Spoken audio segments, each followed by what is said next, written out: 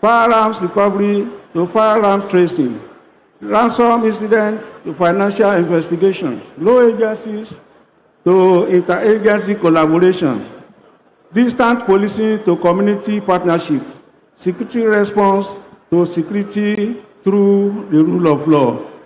Together with the Nigerian Bar Association, we can build a Nigeria where criminal network cannot operate with impunity, and every citizen can look to the state for protection with confidence. Thank you.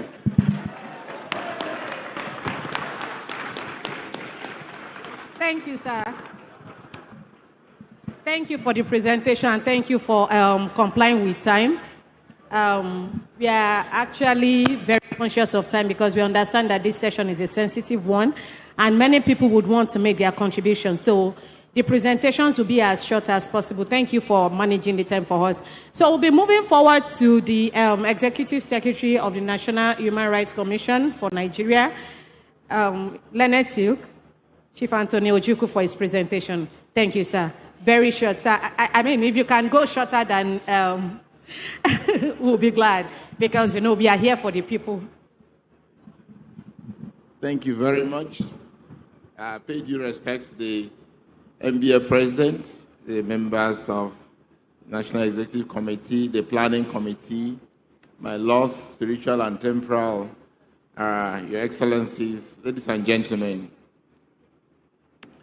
We're happy to be here at the 66th Annual Bar Conference, which is convened under the theme Beyond the Limits, and presents a timely opportunity in strategic discourse on this critical issue of security in Nigeria, where, amongst other things, the NDA is suggesting that we have to go beyond the limits, we have to go beyond the ordinary to be able to deal with the issue at hand.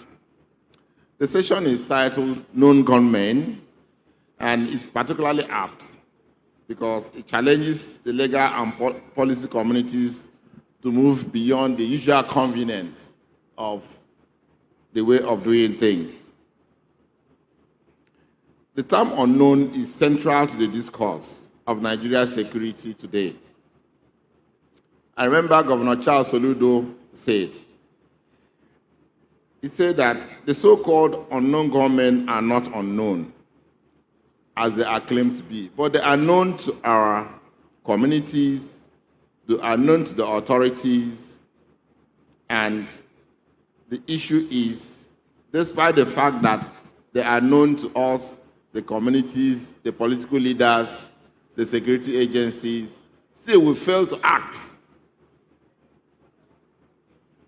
So this illusion of unknown has really become a catchphrase in Nigeria's insecurity embroidery, in that it occurs more than it reveals.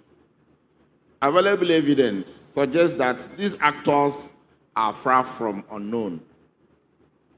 The irony of the nomenclature lies in the fact that it erases the identity and accountability.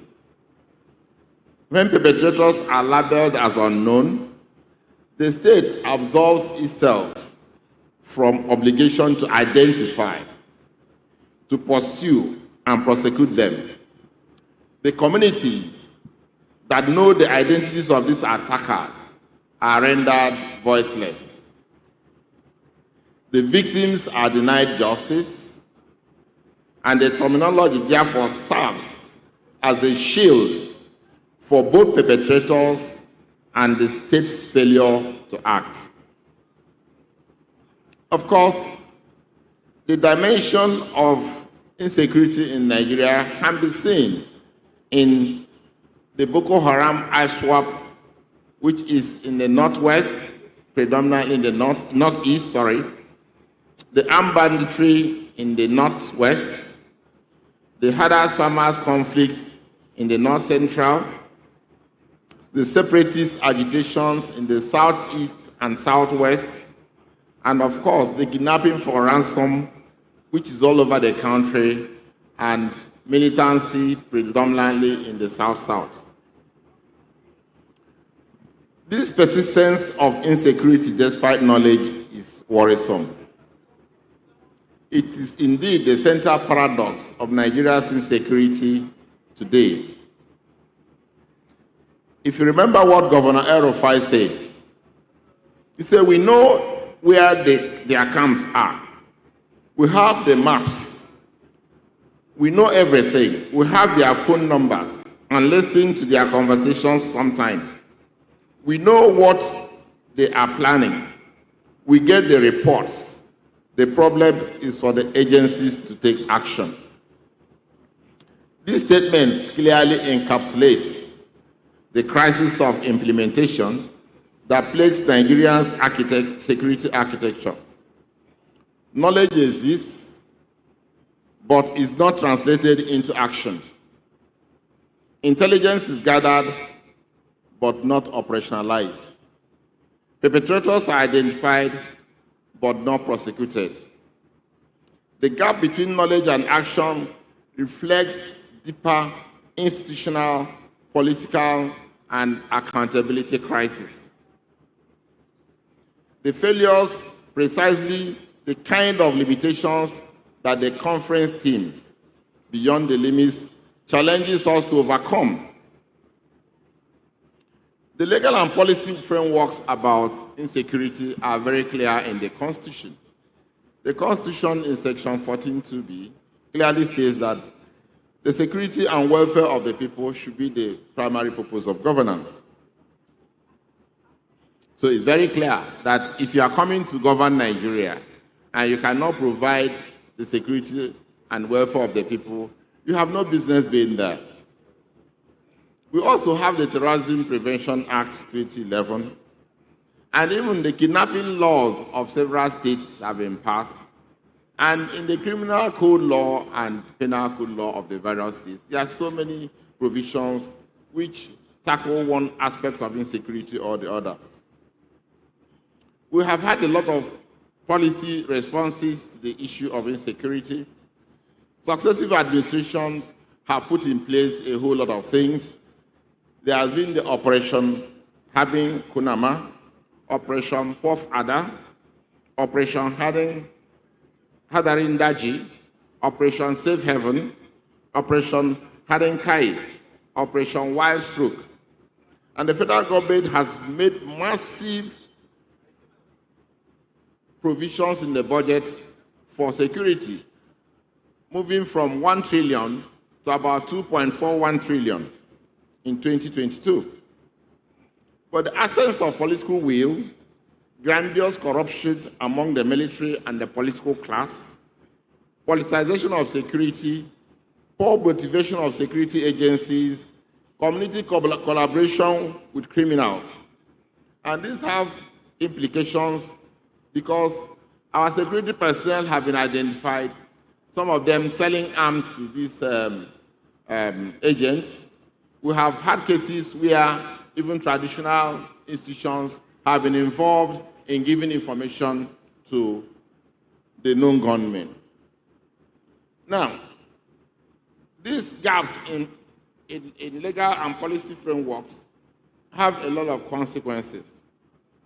We know the absence of state police limits the capacity to respond quickly to security threats. The National Human Rights Commission has consistently advocated for state police. In our presidential panel on the Special Anti-Robbery Squad, one of the recommendations we made was that there are so many ungoverned spaces in this country. Most of our security agencies are more familiar with operating along the highway. They don't operate in the bushes. And that is why Boko Haram and ISWAP, that have dominated the forest, it has been so difficult for the Nigerian security forces to deal with them. So we advise the government that there are so many ungoverned spaces in Nigeria. Therefore, we need both the state police and local government police to be able to make sure that all these spaces where criminals take over are closely monitored. We are happy today that at least the government has, after several years of our report, now putting measures to have the state police I believe one day we'll also get local government police. The proliferation of small arms and ammunition needs to also be adequately addressed because the flow of these illicit arms is really making the activities of these known gunmen to thrive. And the weak criminal justice system, which fails to prosecute effectively, cases are delayed, evidence is lost, witnesses are intimidated, and convictions are rare. This impunity emboldens the criminals and perpetrators and the cycle of violence. Corruption pervades the security sector, funds allocated to security are diverted, ghost soldiers are maintained on payrolls, and contracts are awarded to politically connected contractors without due process. This corruption undermines the effectiveness of security operations and erodes public trust. The institutional and accountability challenges in the security sector are enormous. Security agencies are understaffed, under-equipped, and under-motivated.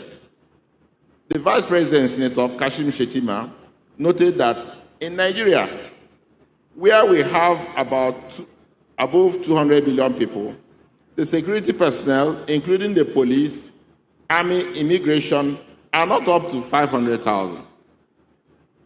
The ungoverned spaces that pervade the country provide havens for non-state armed groups. Forests such as the Rugu, the Fagore, the Kamuku, the Kuyambana, and Sububu serve as enclaves for armed conflicts, enabling them to plan and execute attacks with impunity. Now, let us look at the human rights violations and lack of accountability. The security response itself has generated significant human rights violations. Security forces have been accused of extrajudicial killings, torture, arbitrary arrests, unlawful arrests, and so on and so forth. Now, Amnesty International had given facts and figures of so many thousands of people who have died as a result of insecurity. The Human Rights Commission publishes a monthly dashboard on human rights situation in the country.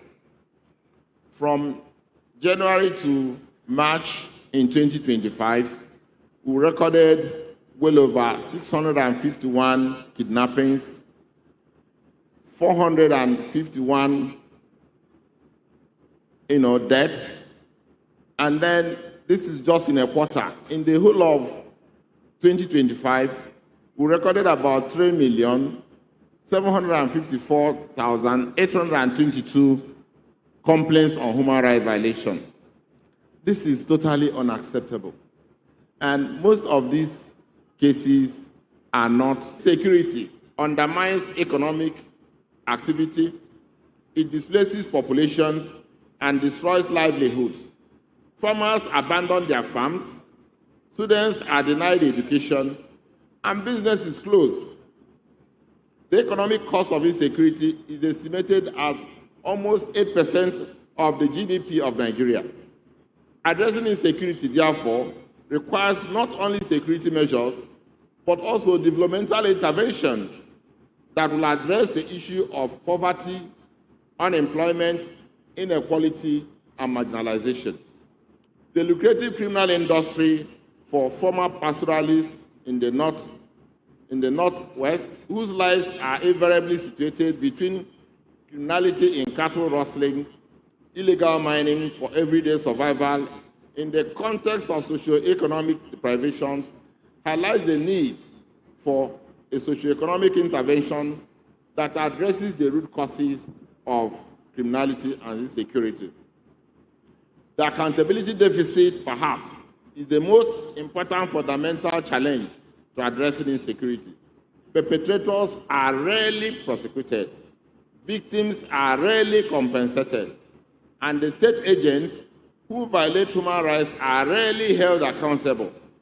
The impunity perpetuates the cycle of violence and erodes the public trust in the state. So we'll be making the following recommendations. First of all, in the terms of state building, we think we should strengthen the institutional capacity of the security agencies to fight the known gunmen. We need to also improve service delivery in terms of education, healthcare, public services. We need to deal with issues of poverty, unemployment, and inequality. We need to promote good governance through transparency and respect for rule of law. We need to decentralize the policing. Thank God we are now looking at state police. I believe that one day we should also get to local government police. We need peace building and conflict transformation. We need to address grievances. The grievances of marginalized groups, including pastoralists, must be addressed through dialogue and inclusive governance. We must promote intergroup reconciliation. Ethnic and religious tensions must be addressed through dialogue. Education and initiatives that foster mutual understanding. We must pursue disarmament, demobilization, and reintegration. Repentant combatants must be reintegrated as society through comprehensive DDR programs. We must support community-based security through state policing. We must encourage our vigilantes, and this must be supported, the Amotekums, and so on and so forth. And this should be integrated into the central security architecture. We must imbibe innovation and technology. Nigeria must invest in AI, in robotics, drones, and other advanced technologies while ensuring their development is governed by robust and ethical legal safeguards. We must pursue international cooperation, such as the one we have in the multinational joint task force comprising Nigeria, Cameroon, Niger, and Benin Republic. We must pursue a human rights-centered approach to security and governance.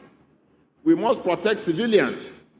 Security operations must be conducted in a manner that minimizes harm to civilians and respect their rights. We must ensure accountability. Perpetrators of human rights violations, whether state or non-state actors, must be held accountable. We must ensure access to justice. Victims must have access to effective remedies, including compensation and rehabilitation. And we must promote and protect the civic space, because civil society organizations, human rights defenders, and the media must be able to operate freely and hold the safe accountable. And in conclusion, addressing Nigeria's security challenges require a comprehensive framework that integrates technological innovation, institutional reforms, accountability mechanisms, and respect for human rights. The deployment of artificial intelligence and robotics offer transformative potential for enhancing intelligence gathering, surveillance, and operational effectiveness. However, technology alone is insufficient. Fundamental reforms in governance, justice sector, accountability, and human rights protection are essential. The National Human Rights Commission, through its monthly dashboard, has documented devastating cases of human rights violations, and will keep you updates of this and use it to call on all the actors, all the relevant agencies to play their role. In conclusion, I want to thank you for this opportunity to participate in this session, and I wish all of us successful intervention. Thank you. Thank you, sir. That was quite insightful. I'll start my question with the representative of the IGP. Sir, I mean, all eyes are on you here. Yesterday, Honorable Femi Gbajabiamila was here, and he was talking about state policing. And one of the things he mentioned is that the ratio of one police compared to the citizens of Nigeria, it made a very ridiculous ratio. I can't have it on top of my head. Do you think that police as an arm of security are overwhelmed by the insecurity in Nigeria, such that we keep having insecurity being widespread? You know, you kill one today, then like 10 or 20 are expanded. I mean, it produces like 10 or 20. Do you think that the capacity of the Nigerian police force is enough to combat the insecurity we have? Can you use this one? Thank you very much. Well, we know that in the Nigerian police we are understaffed. But to me, the number of the policemen that we have is not the problem. Our problem is equipment, technology. You can have a policeman to mount our CCTV and watch half of this Port Harcourt and know what is happening everywhere. But whereby we use the olden days of many policemen, visibility policing. Now we have moved past that level. We need technology to perform. It is not the number that actually matters. Thank you. Thank you. So you're saying that the incapacity is not in the number of persons that we have, but in the lack of equipment, especially advancement of technology. Exactly. All right, thank you. Exactly. I'll be coming to you, Mr. Martins. I want to ask you at Yelawata, where the insecurity thing happened. In your view, do you think the issue of insecurity in Nigeria has been politicized? Do you think that the government is helpless, or do you think that the political will is not there to combat this insecurity? Well, can you hear me? Okay. I think I'll...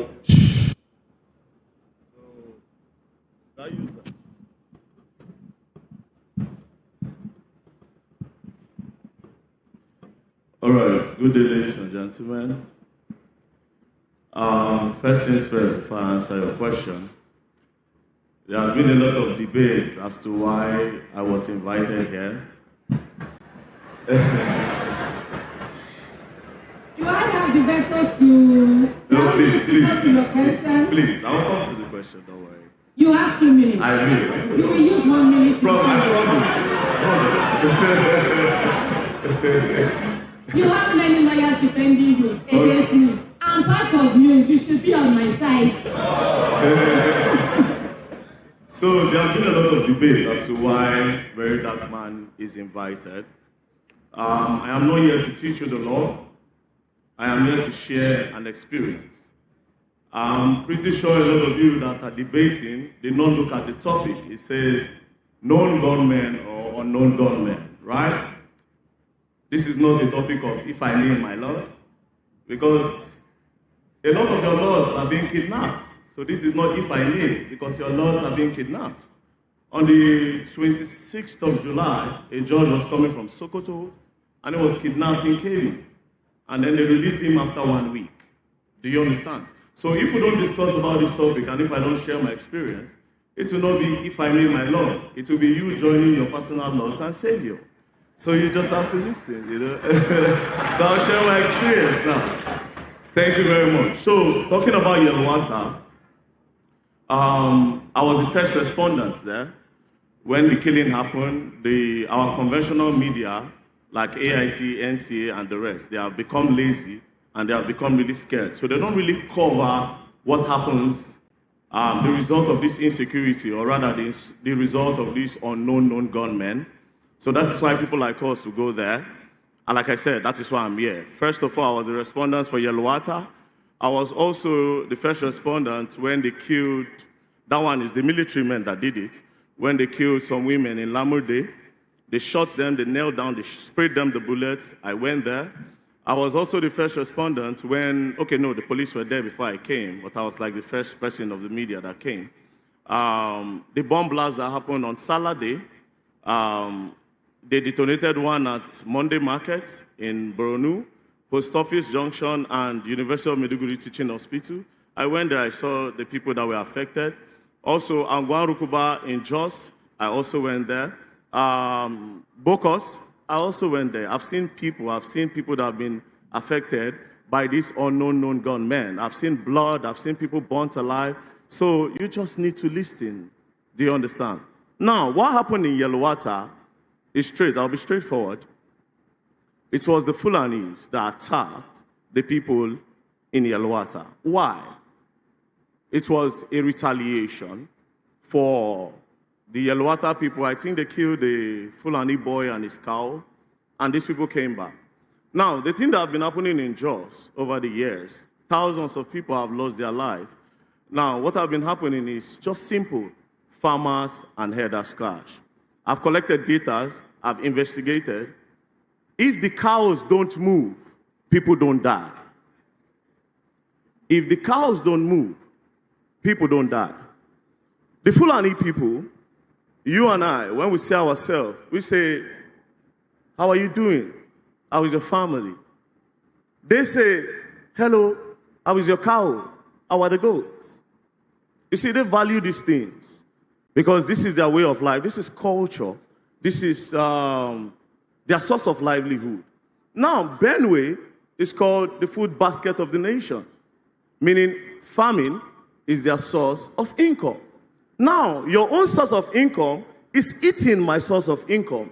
There will be a problem. Do you understand? So when they cross, these guys are like, you are eating my crops. I can't survive when I can't farm. So yeah, I have to kill your cows, so you stop. But the Fulani guys are like, no, the cows are my brothers, so I'll come back and kill. Now, look at this part. If you notice, you go around in Nigeria, you see cows passing on our roads, and you'll be wondering why so much cows are going around and passing. You know why? It is money laundering. It's the government. It's money laundering. Let me tell you how. How much is a fat cow, a very big cow? It's sold at 2 million. You see an Aboki man going around, a Fulani man going around with 500 cows, that is 1 billion naira. That is money laundering. So instead of the government to tell these cows to stay inside, like in-house ranching, right? They won't, because it's their investment. And the Fulani man have told them that, see, these cows need to walk around so that their meat will be sweet. Or they have some sort of excuses that is giving them that, that reason to have their cows go around. So the government, they invest in these cows to the money that have been stolen, they put it in the cows. 500, you see, 1,000 cows. If 500 cows is giving you 1 billion, or if it's sold at, yes, 1 billion naira, 500, 1,000 is giving you 2 billion. I'm sure a lot of you have never thought about this before. Have you? Exactly. And this is why I'm here. To tell you what it is. Do you understand? So, again, am I saying...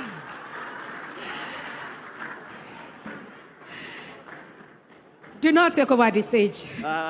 Do not take over the stage. Do not take over. So, you've actually diverted and made some points. I'm coming. I'm still yes. trying to break down this. Yes. So, I'm coming. Hold on. I'm in charge. Sorry, hold on.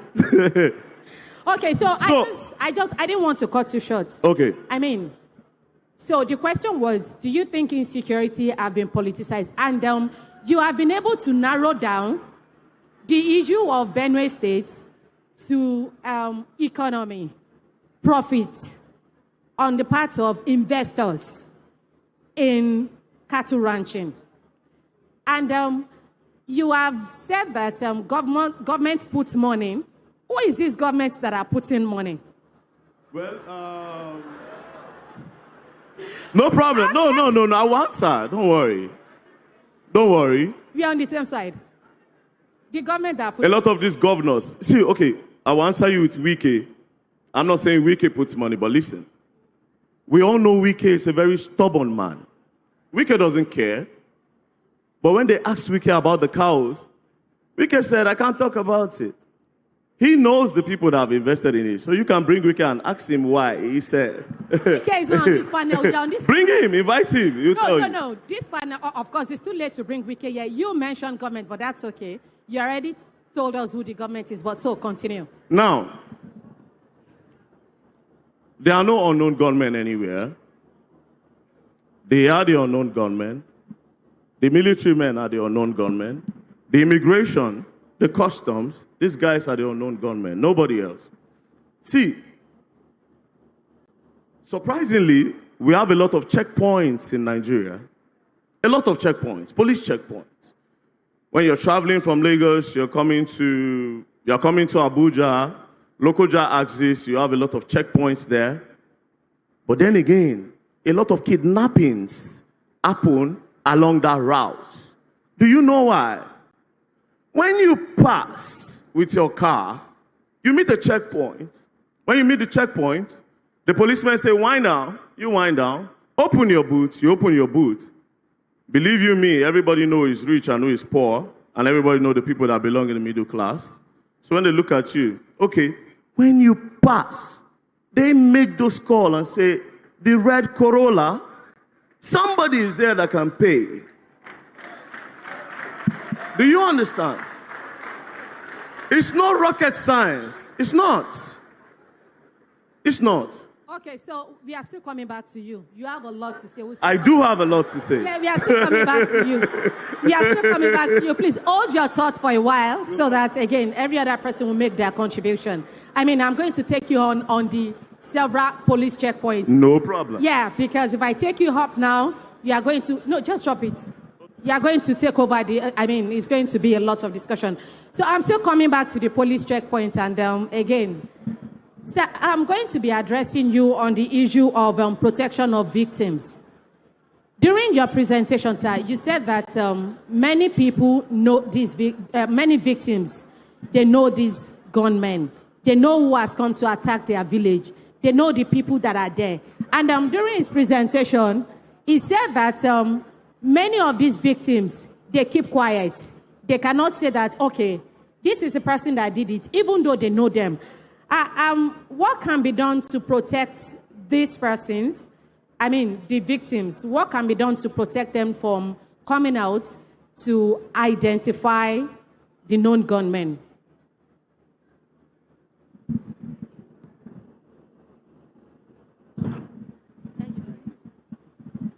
Thank you very much. You see, the issue of compensation, the issue of protection of victims, there are two sides of it.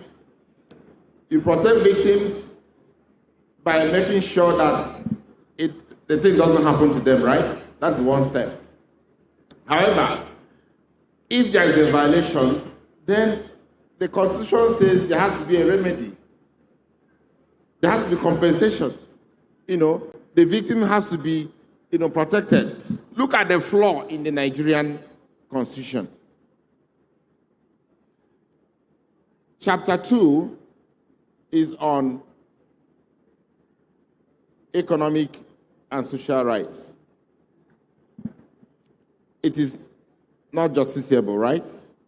So, if the cows destroy your farms in Benue State, if they destroy your house, if they destroy your farm products, if they destroy the trees, and these are economic rights, does the justice system provide you some remedy?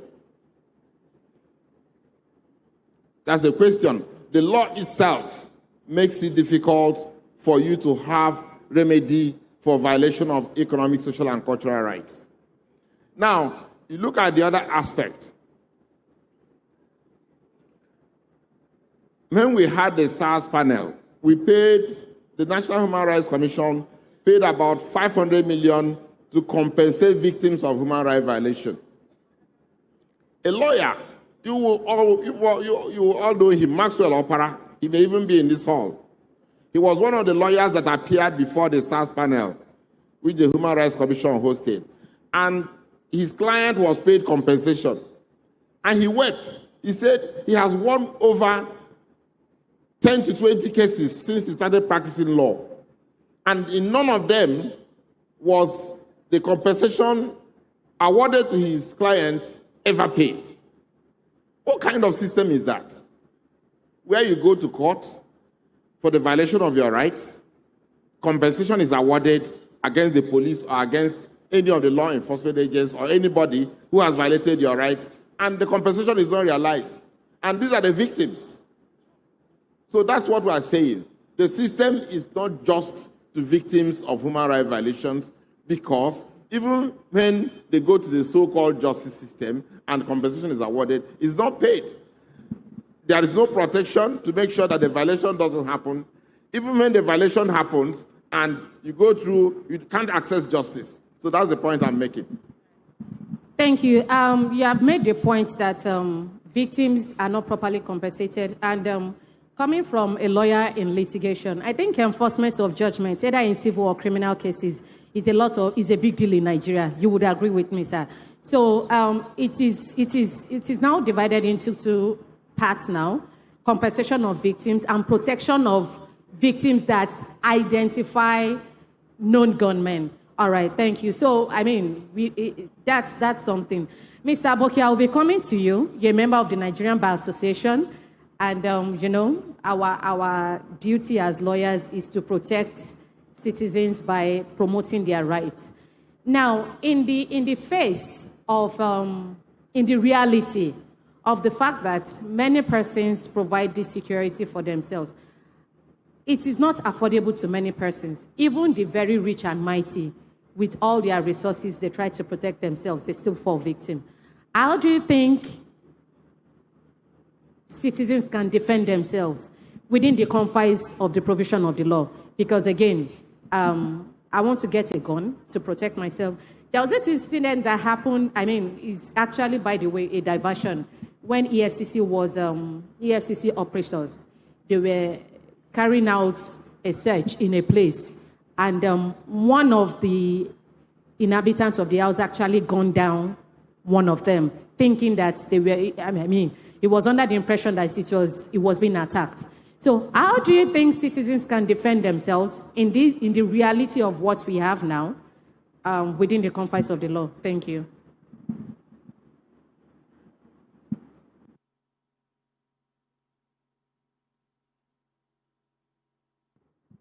All right, thank you. Before I go straight to your answer, permit me to digress just a bit, please. Mr. Very Dark Man, thank you for being here. It's an honor to be with you here. My name is Aboki, and I don't have any cow. Just for clarification. I heard your comments when you said Abokis with cows. My name is actually Aboki, and I don't have a cow. So, sorry? I said my name is Aboki, and I have no cow. Just for clarification. Yeah. So, again, the issue of known gunmen, before I get into the issue of self-defense, in my opinion, in Nigeria today, we have more known gunmen than unknown gunmen, in my opinion, and I will tell you why. We can even sing along with the hall here. We can close our eyes and call names of 10, 20, 30 bandits. If I say Bello Truji, he's more popular than I am. We say Kachala, we say a lot of them. You know, they operate in the northwest, northeast. We know the names, we know the organizations which they operate. So when you talk about being unknown, I think we've passed that stage. That was at the beginning of the era when they started. So they are very, very, very known now. So to make that point. Another issue as to why they cannot be unknown is the issue of paper trail. Everything is electronic. Transactions are done through electronic systems, right? Cash transactions, huge sums are illegal, even though they operate in cash, but there's a source where that initial withdrawal was made, right? So there's a paper trail. We see these bandits on TikTok, on Instagram, on Twitter, you know, dancing, flaunting ransom money. I'm not making this point to castigate the Nigerian police. In my very honest opinion, I think they are trying, but it is not enough. It is not enough. They are understaffed. They are the financial package, yeah, the expenditure, the budget. I don't know whether they have the money or it's an issue of transparency. So we have an issue there. So straight to the issue of self-defense now. I don't believe anybody in this world, in Nigeria or anywhere, deserves to live only because the next person wanted him to live. In Nigeria today, we are alive because someone wants you to be alive. And let me put it in a proper context. A gunman now comes in here, God forbid, guns down there, everybody. It's possible. Fear has been instilled in us. We can't properly defend ourselves.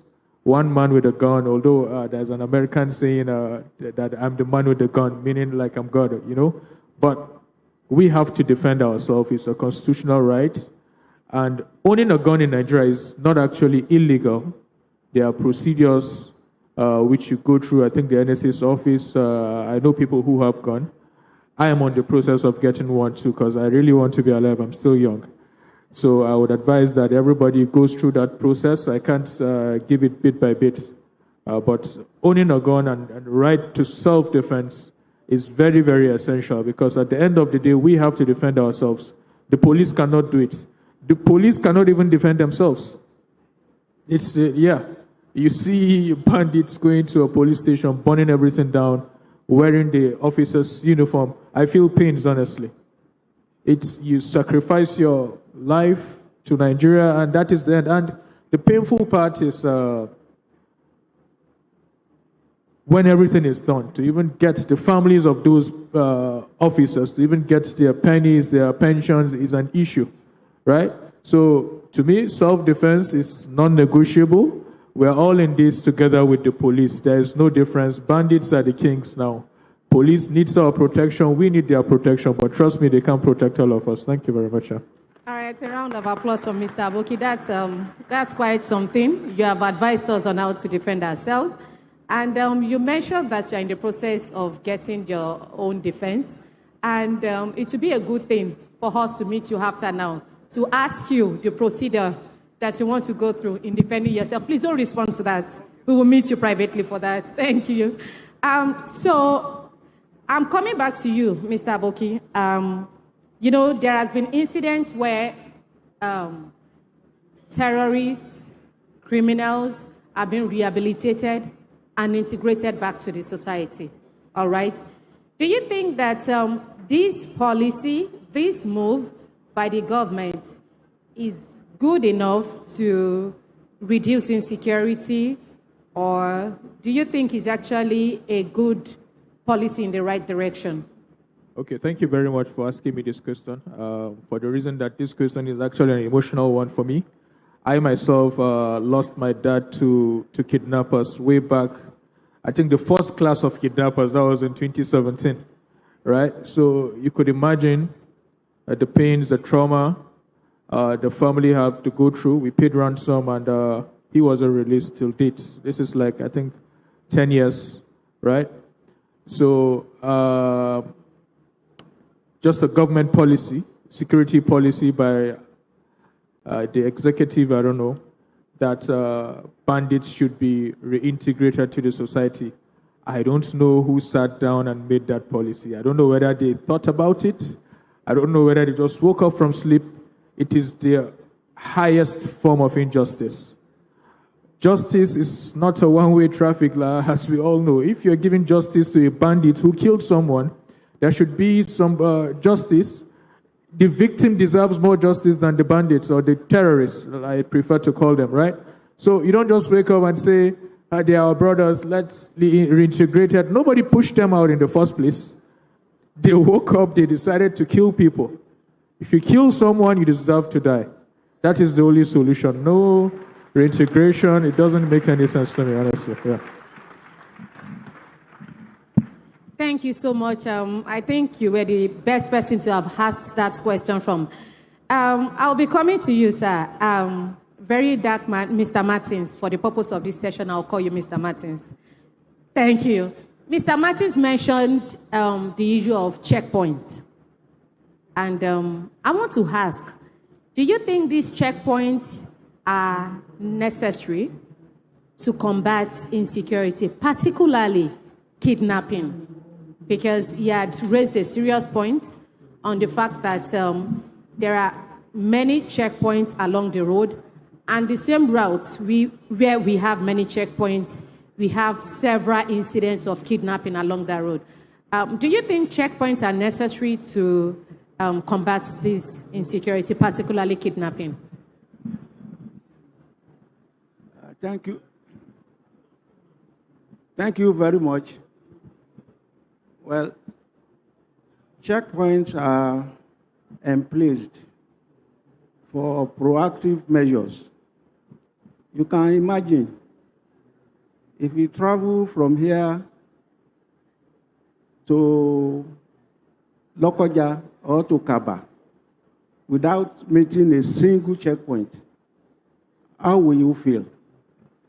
I was traveling from Benin to Owo. There is a particular thick forest. Police mobile force used to station their patrol, their checkpoint there. There was a day I traveled through that road. There was no checkpoint. I have to stop and be calling. What is happening? Is the road safe? Am I good to proceed? I couldn't move until I got response. What am I saying? If you be sincere to yourself, there are roads that you travel through in Nigeria. If you don't see checkpoint, you can't continue with your journey. I am not saying the checkpoints are not being abused by the bad element in the force.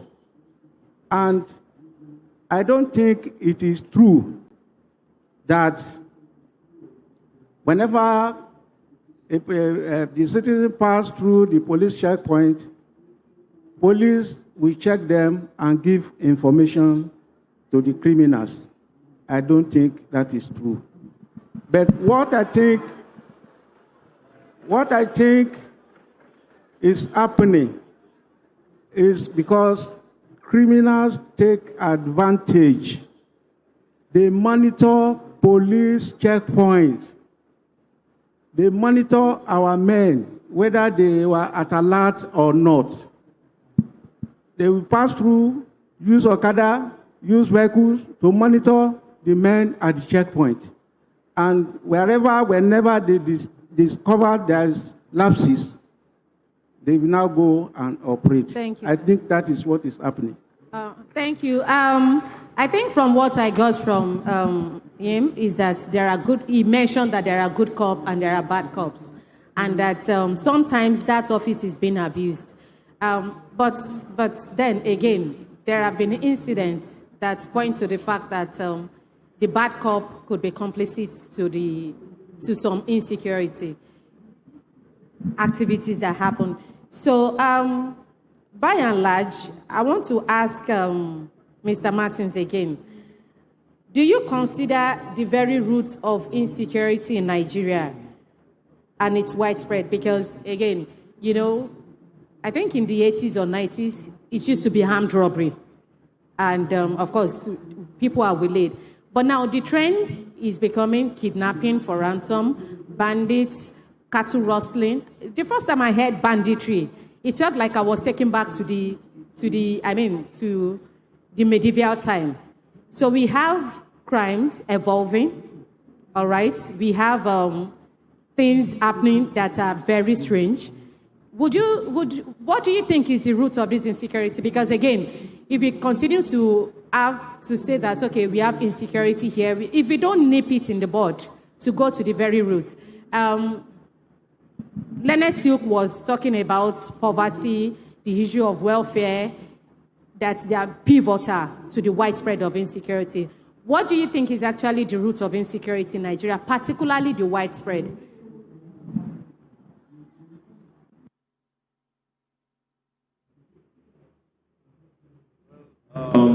I think the root cause of insecurity is politics. The people that benefit from it are the cause of the insecurity. Now, who benefits from this? The government benefits. Everything is the government, trust me. Everything is the government. The government benefits, the police benefits, the military men benefit. Since insecurity started,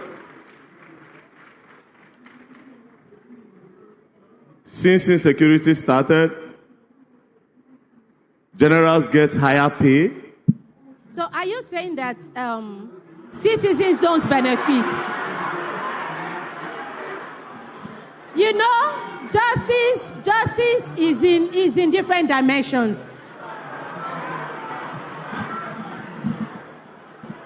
Mr. Martins, are you trying to wait? Are you trying to turn my people against me here? No. I'm here to be brutally honest. I'm saying now that, are you saying that individual private persons don't benefit from this insecurity? Because you mentioned government. So here's the thing, yeah? The people are the sacrificial lambs. They don't benefit nothing. So these people, is their cry that the government benefits from. Oh, they killed a lot of people in Borno. We need more funding to combat insecurity. The government benefits again.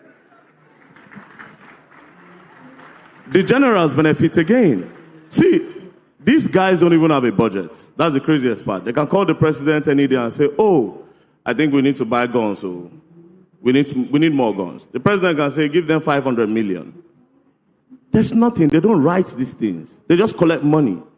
That's why you see somebody becoming a general is owning lands. You go to Abuja, it's the generals buying all the lands. Most of these car stands, the general own the car stands. Houses, empty houses in Asokoro, they benefit. And then lately, the commissioner of police started benefiting.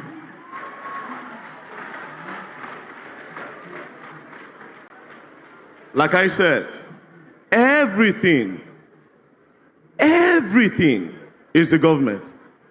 The customs will seize contraband goods, rice. But you don't know how guns are entering Nigeria. Come on. So the people never benefit. Everything, I'm telling you, everything is the police, is the military, is the customs, the immigration. Everything is the government. All. Thank you. Again, you may be justifying your presence in this panel, maybe with the way you are getting a lot of approval from people. Oh, yes. All right, that's okay. I'll be coming to you, sir, on the issue of state policing. We are coming into the session of questions and answers very soon.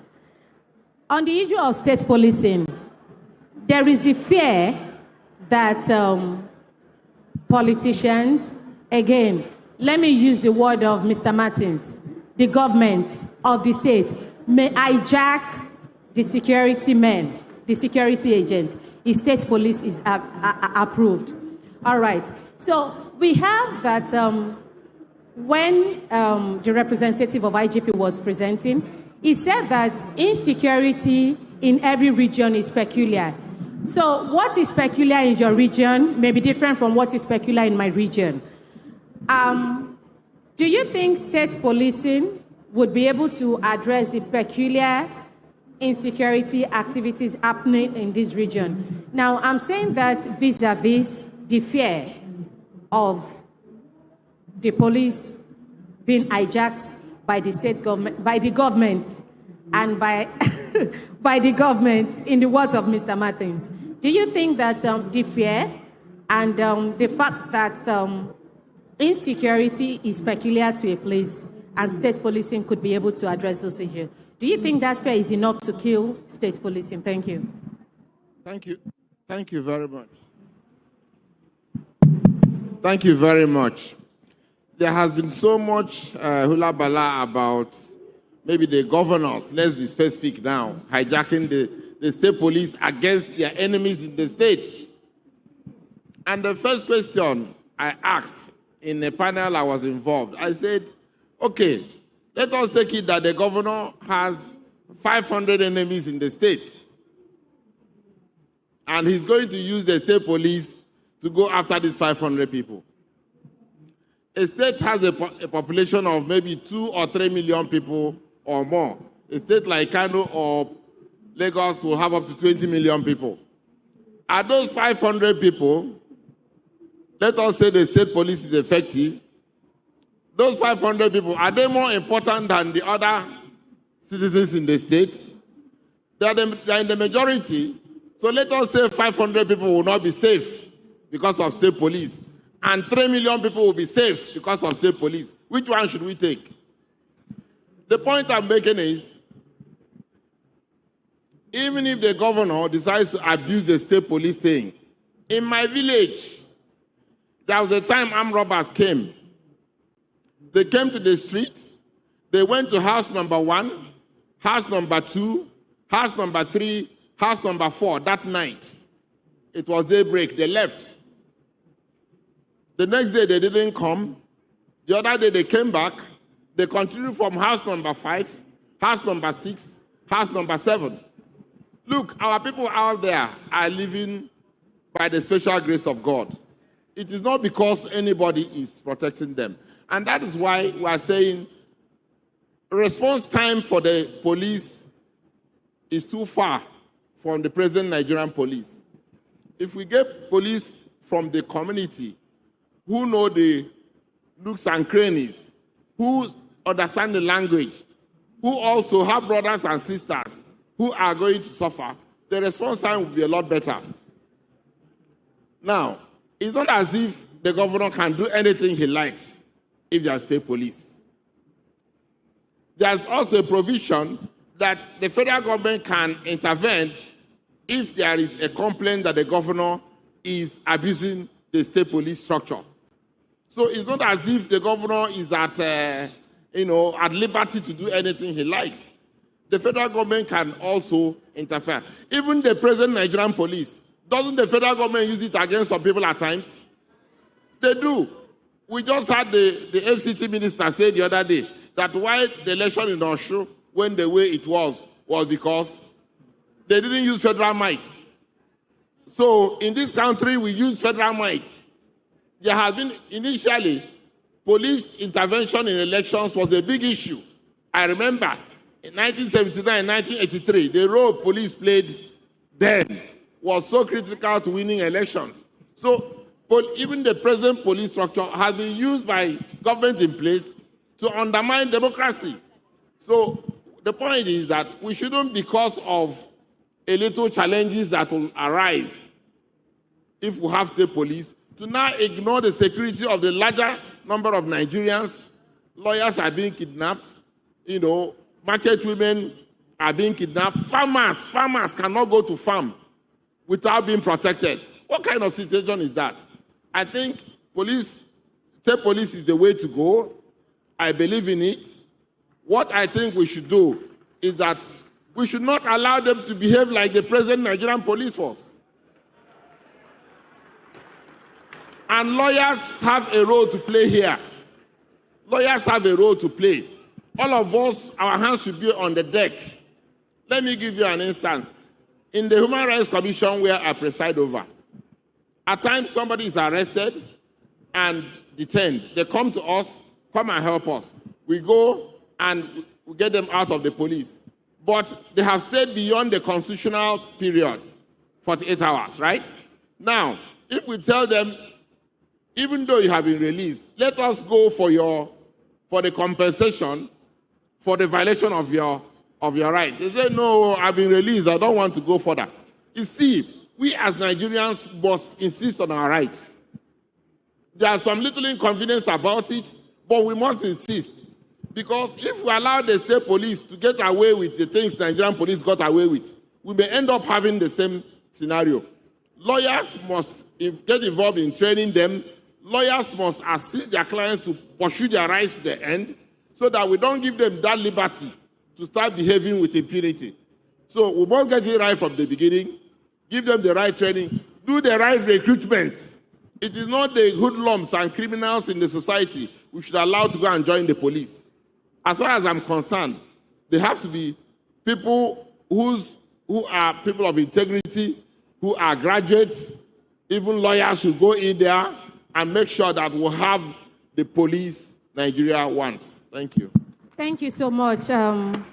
You have done well by making your points on the issue of state policing. Mr. Aboki, I will be coming to you.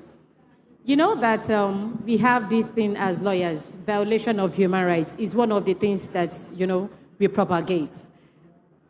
What's the line? There's a thin line between violation of human rights and moving, as in prioritizing security in Nigeria. There are some arrests that are made. This person, I don't want to use the word guilty, but you know that this person is complicit, but you can't just get the evidence. And so sometimes police make the arrest or security men make this arrest, but they are not able to go forward to prosecute the person. And lawyers come around to agitate for their bail. There was a time that kidnapping was so rampant, and some branches in Nigeria said that there should be no legal representation for any kidnapper. There was a time it was like that.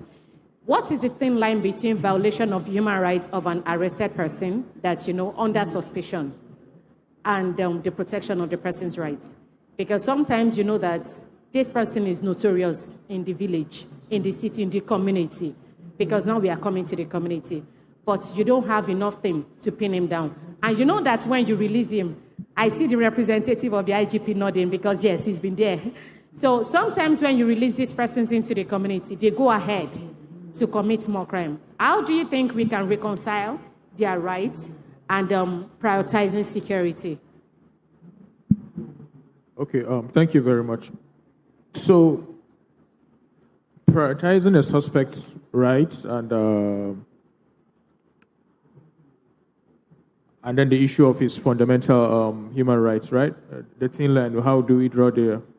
So, all these are constitutional issues. There are constitutional safeguards on how to do these things. There are rights that are, subscribed to each and every citizen of Nigeria by virtue of the Constitution of the Federal Republic of Nigeria. So the issue is how the law enforcement go about it.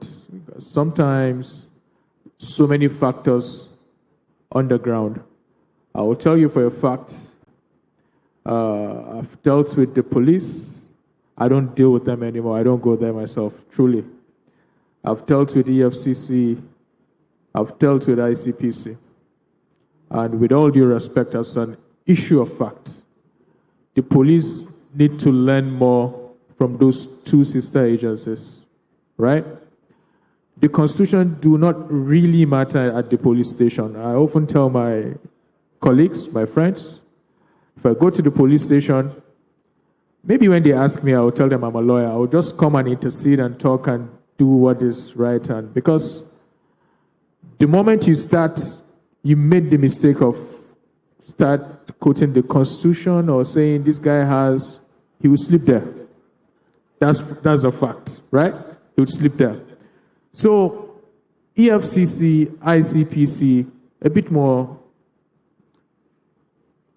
I have the word, but I don't want to use it. Yeah, a bit more easier to deal with. The police, and thank God we have a representative here. It's a conversation moving forward to see how solutions can be proffered.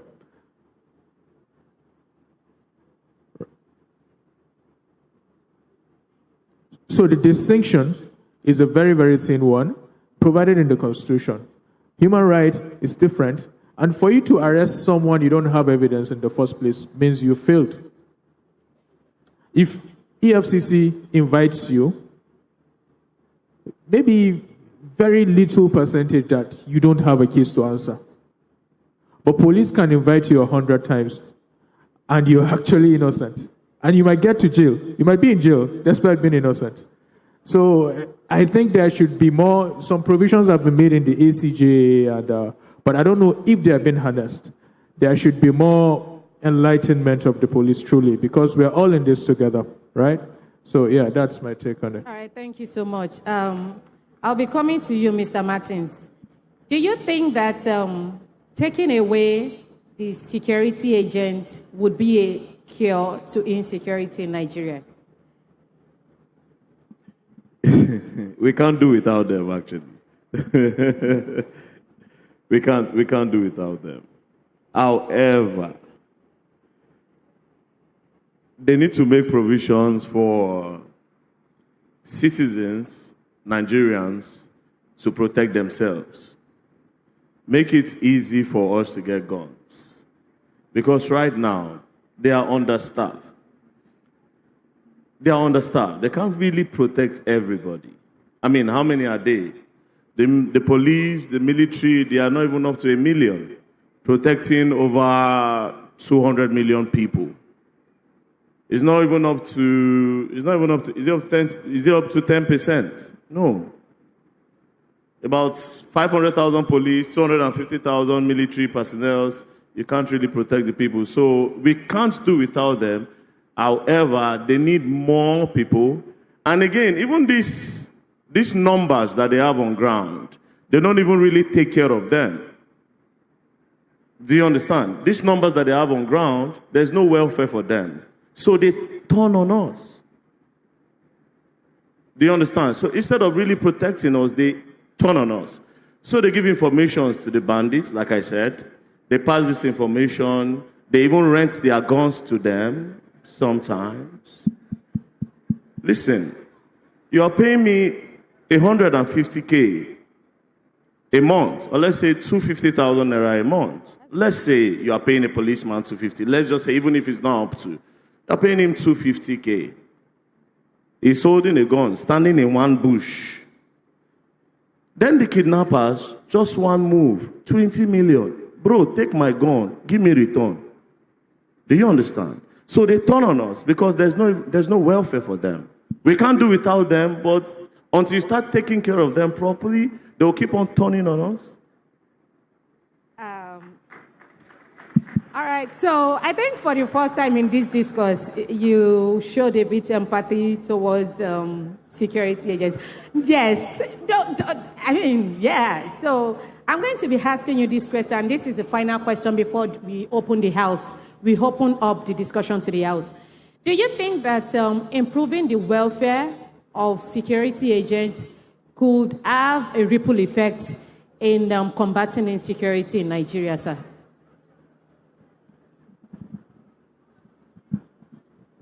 Absolutely, ma'am.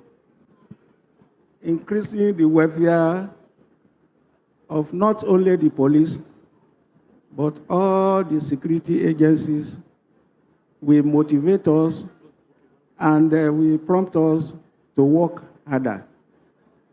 But even the one that the government is giving, there should be proper accountability.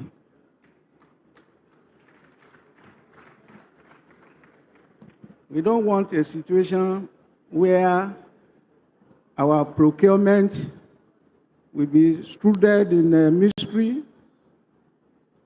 Our welfare, insurance will not get down to us. If there is proper accountability, I think what the government is doing will go a long way to assist us. Thank you. Okay, 1 minute. Please pass it to him. 1 minute. Just 1 minute. Please, do we have Chidima Ono in the house? We are passing the microphone to you.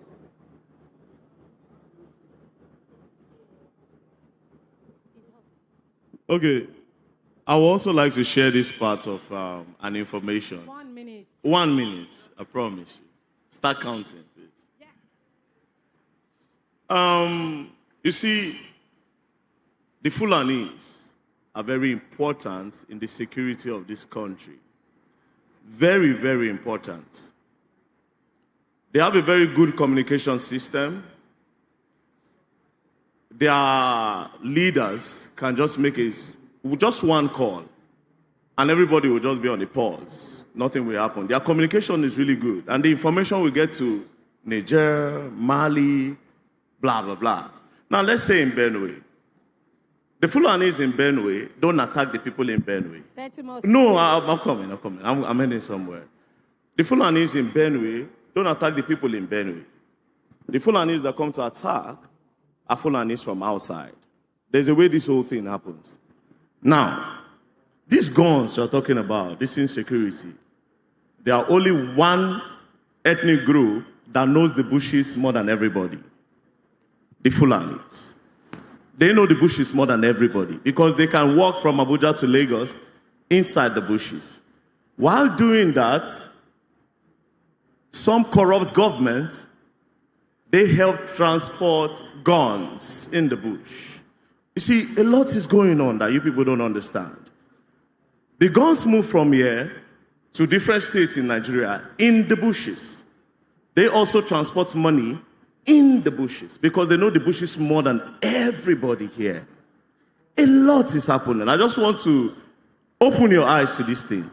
Mind you, why are these people being used? I'm not telling you that the Fulanis are bad people.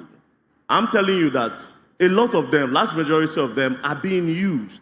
Some of these kidnappings that happen in Edo State, you see Fulani man, you say the Fulani, it's not the Fulani man that kidnapped you. No. It's an Edo man that kidnapped you. But they bring a Fulani man that they saw in the bush. They say, just take. If they call, answer. The Fulani man will just put his face there.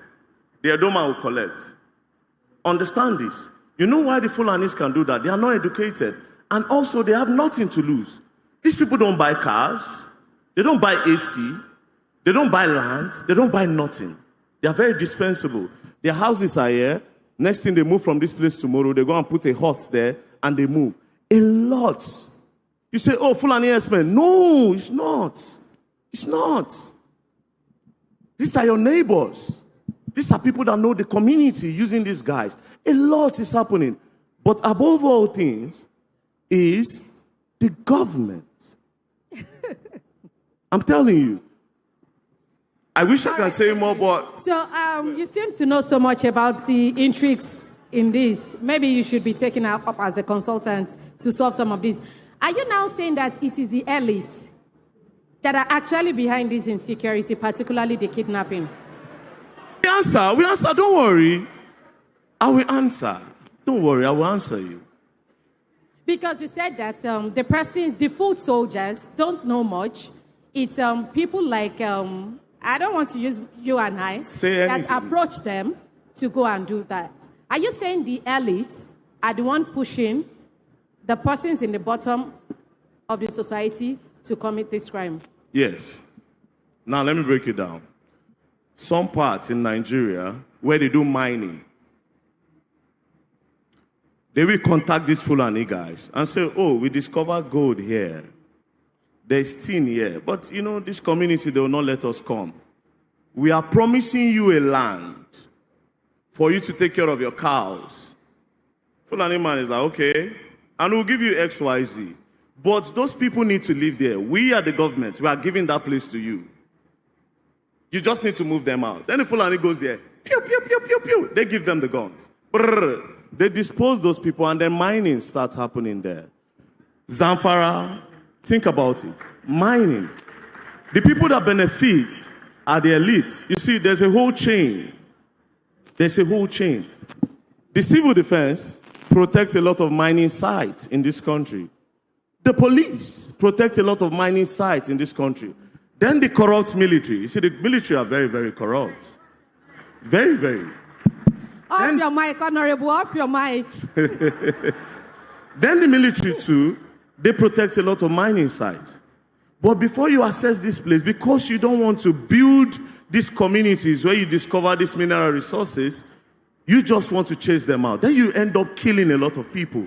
When I went to Bokos, we saw minerals on the ground, in bags. You don't want them there, so you have to do, what do they call it? It's a form of land grabbing, ethnic cleansing. You just kill everybody there because you want to get something from the ground. It's a whole chain. Like I said, a lot of people benefit from this. The police, there's nothing the IG does not know. There's nothing the military doesn't know. Mic. There's nothing. Off your mic, Mr. I'll tell you. Off your mic. Hold on. There's nothing Nuhu Ribadu does not know. There's nothing Ogatosin does not know. They know everything. Thank you. So you are blaming the elite and the government for all of them. All of them. Are you do you classify yourself as an elite? Just hold that thought. Please, can we pass the microphone to Chidima Ono? She has something to say. Please, if you have questions, almost everybody in the hall has questions. I am going to be biased. I'm going to focus more on women. I'm just joking.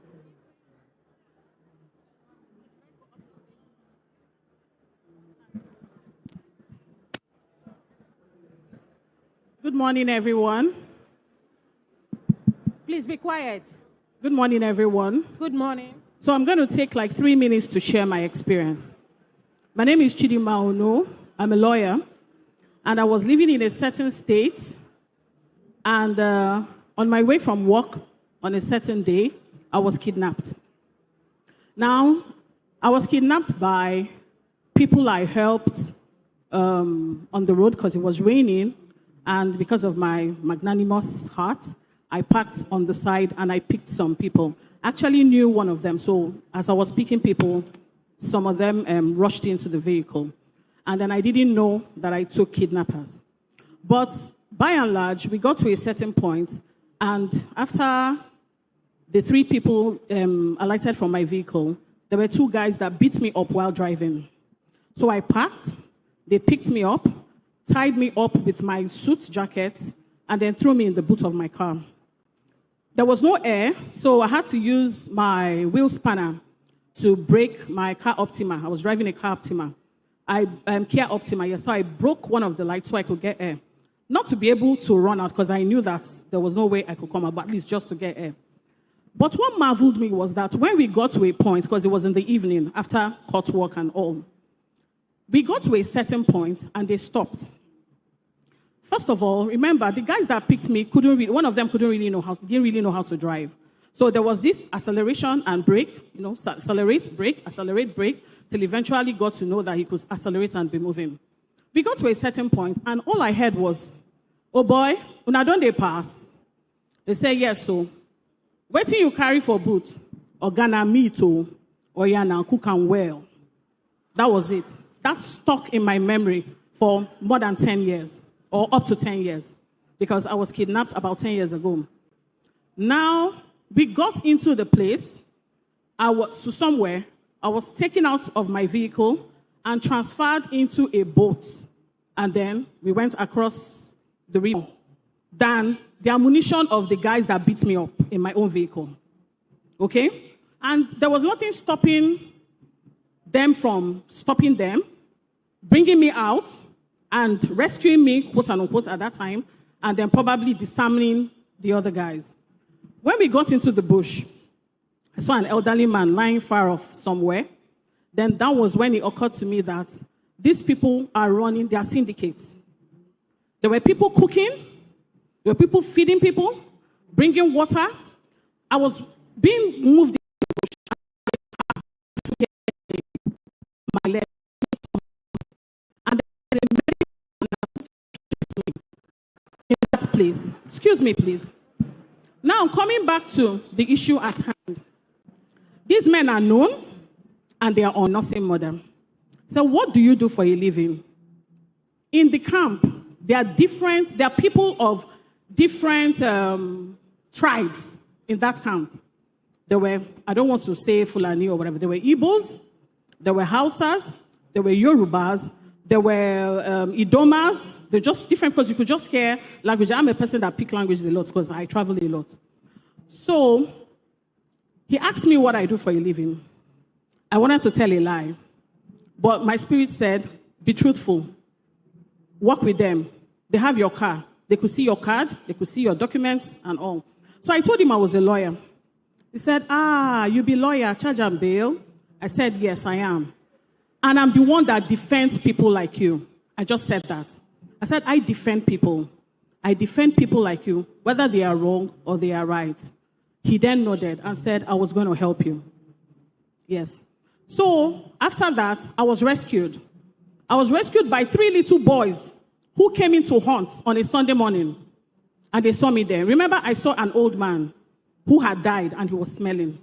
But when these boys came to rescue me, they didn't know who I was. They thought I was an animal because they came with a dingon. And they were backing me until we got out of the bush. But when I came out, the annoying thing was that when I went to report, because of course my family had reported and all that, we went to the police. The police started milking me dry. Oh, pay money for affidavit. Pay money for fuel.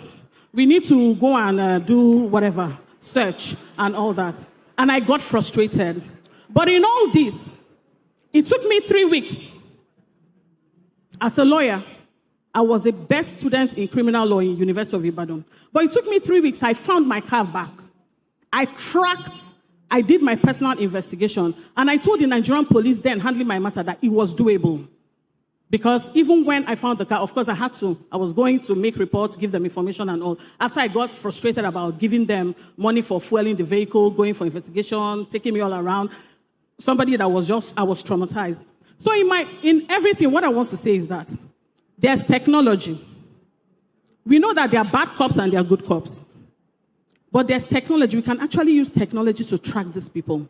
They are in the bushes. We have drones. There are helicopters. The force men, quote and unquote, that's all the force parastatal, the Navy, the police, the military, and can actually team up together.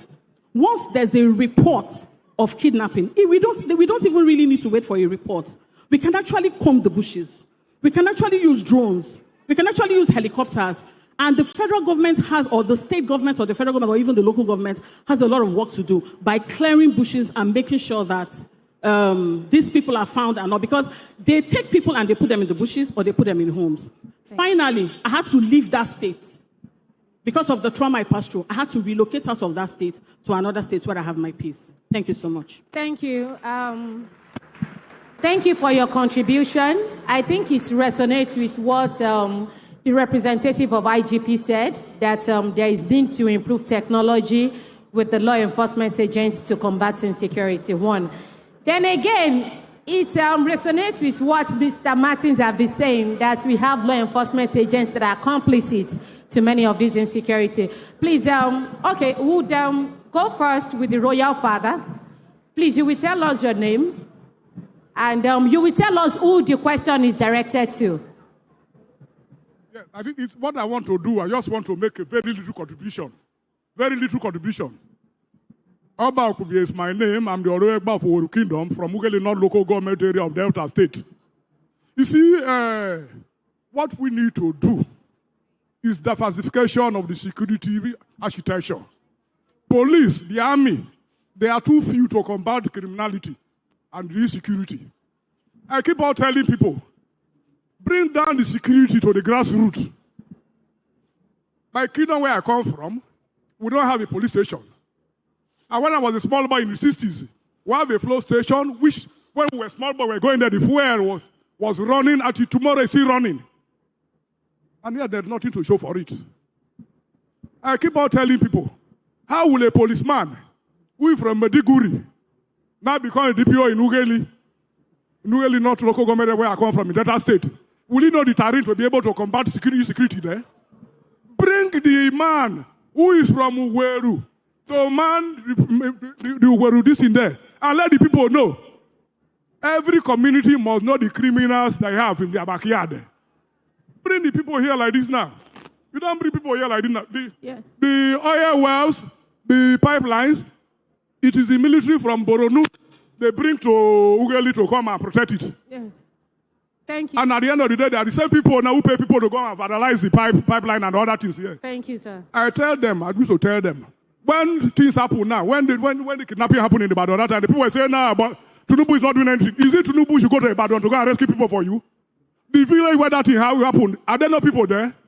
Are there no traditional rulers in that place? Are there no leaders of that place?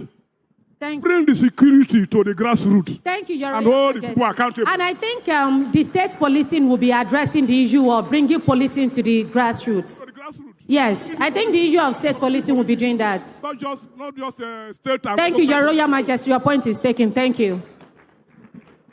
Please ask your question. Please, your name and who you're addressing your question to. Please make it snappy. 1 minute.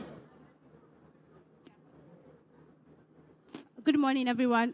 My name is Atika Idris from Kano branch. My question is directly to VDM. Sorry, I didn't know your bed name, so I will address you as VDM. We all know and believe that change begins from us. Please, we can't hear you. We can't hear you. Yeah. Okay, good morning. My name is Atika Idris from MBA Kano branch. My question is directed to VDM. I don't know your bed name, so I'll address you as VDM. We all know and believe that change begins from us, from households, from communities. It starts from us. I have listened carefully to your submissions and all that. So, what will you do differently? If you found yourself today in a position to change the inefficiency of security challenges that we have in Nigeria, rather than blaming the government? This is my question. Thank you. We'll take all the questions at once. Please, can you give the microphone to the man on side there? Please, can we have our seats? The microphone will be passed to you.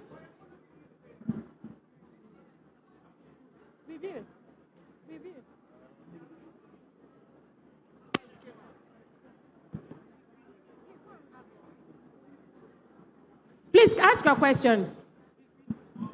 Please, can we all have our seats? We may have to close down this question and answer session. Please, can we all sit down? Let us get back to our seats. Please, your question, sir.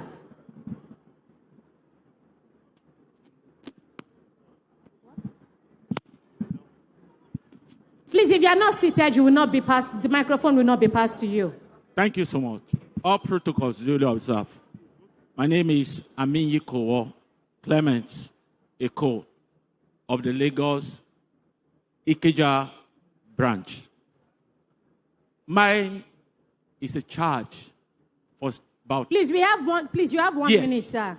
Please, if you have questions, we need questions. We have heard all that the panelists have said.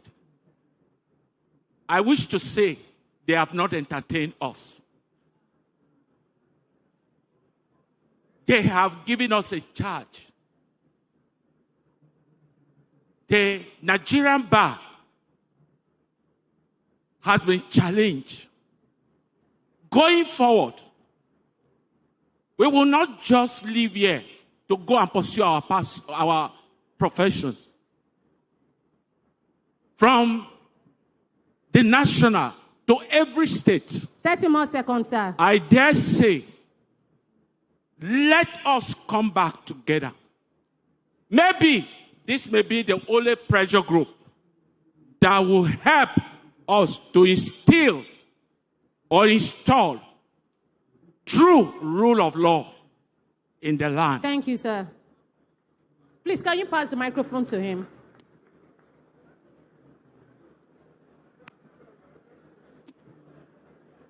Please pass the microphone to him.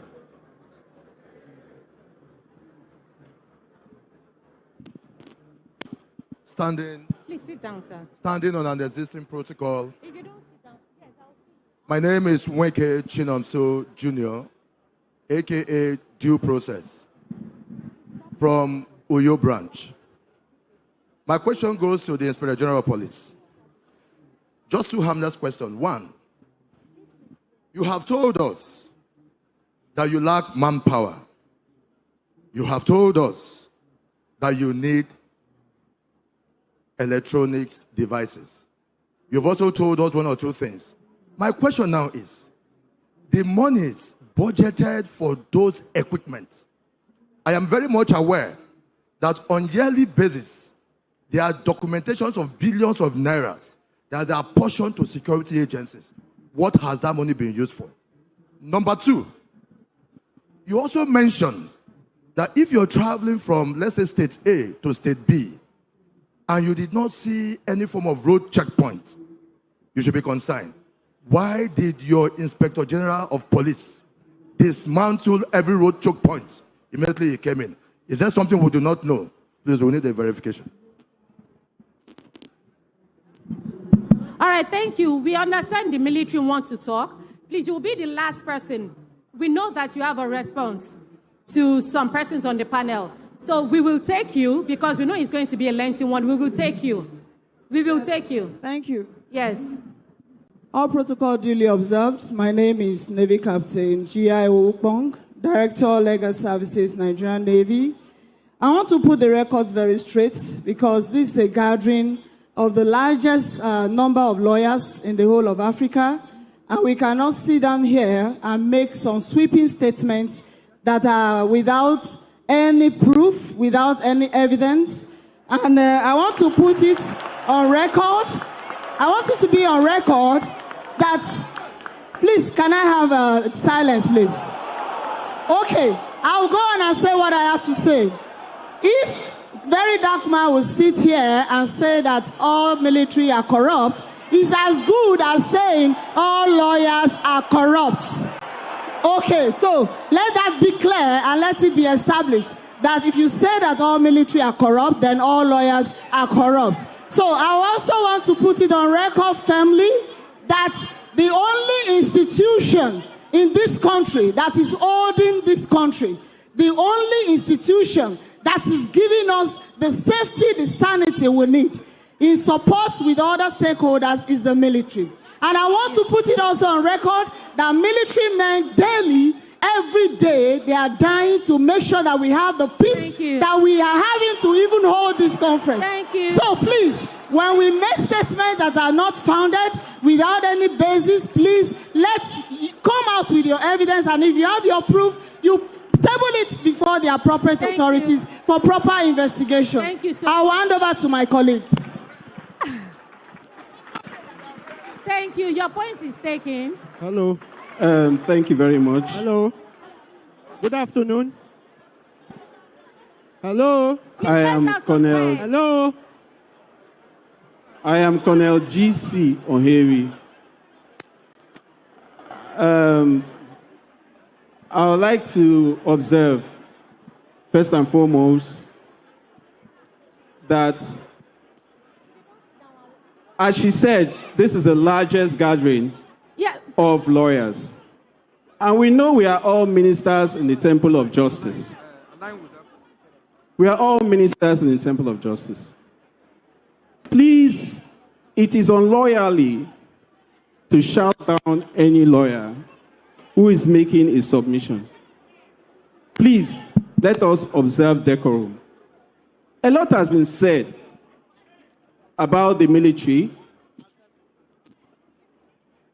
And why not saying that we don't have people who do bad things? But at the same time, you cannot paint all with one stroke. Please. You said generals, we have corrupt generals. That is highly untrue. Untrue in the sense that we also have our army, our military is an institution grounded in discipline. And it is for that reason that we have court martials. We have a lot of generals facing court martials right now for one infraction or the other. I'm coming. Can you make it for one infraction of the other. If truly you have any allegation, the simplest thing to do is approach the military with such allegations. It will be properly investigated. I also want to observe on the, I think, Chief Anthony Ukochukwu. You said in one of your submissions that we have military on the roads, and we are not inside the bushes. I don't know where he got that from. I recently deployed a soldier to Sambisa. 2 weeks later, that soldier was injured by improvised explosive device. That soldier was deployed, and that's just one of the very, very many who I know represent some of your family, villages, and local governments. That's just one. We have generals who have died in the forefront of battle. General Zekushu is one of them. Please, General Uba is one of them. I'm landing. Please, you have 10 I'm landing. seconds. We have General Zekushu is one of them. General Brahma is one of them. General Uba is one of them. These are men who are in the forefront, Thank you. protecting you and I. Sir. Thank you. It is because of their blood and their sacrifices that we are here today. Thank you, sir. So I just want context. Context. Now, sir. When you make an allegation, ensure you provide proper context. Thank you. And also know that the military is always available to address any issue of indiscipline or criminality. Thank you very much. Thank you. I'm so sorry. We are going to be shutting down this session now because we have another. I'm sorry, we've taken 2 from the military, and I think you are represented well. I'm sorry, sir. I'm sorry. I will override you on this, sir. I'm really sorry, sir. I'm sorry. I will override you on this. We'll be taking closing remark from. I'm sorry. And just to put it straight, we appreciate the work the military men are doing. And everybody here, particularly, have appreciated your work. But what we are saying is that there are good cops and there are bad cops. I'm really sorry. I know that we all have questions to ask. But another session is starting right now. And we'll be taking closing remark. We'll be taking the answers.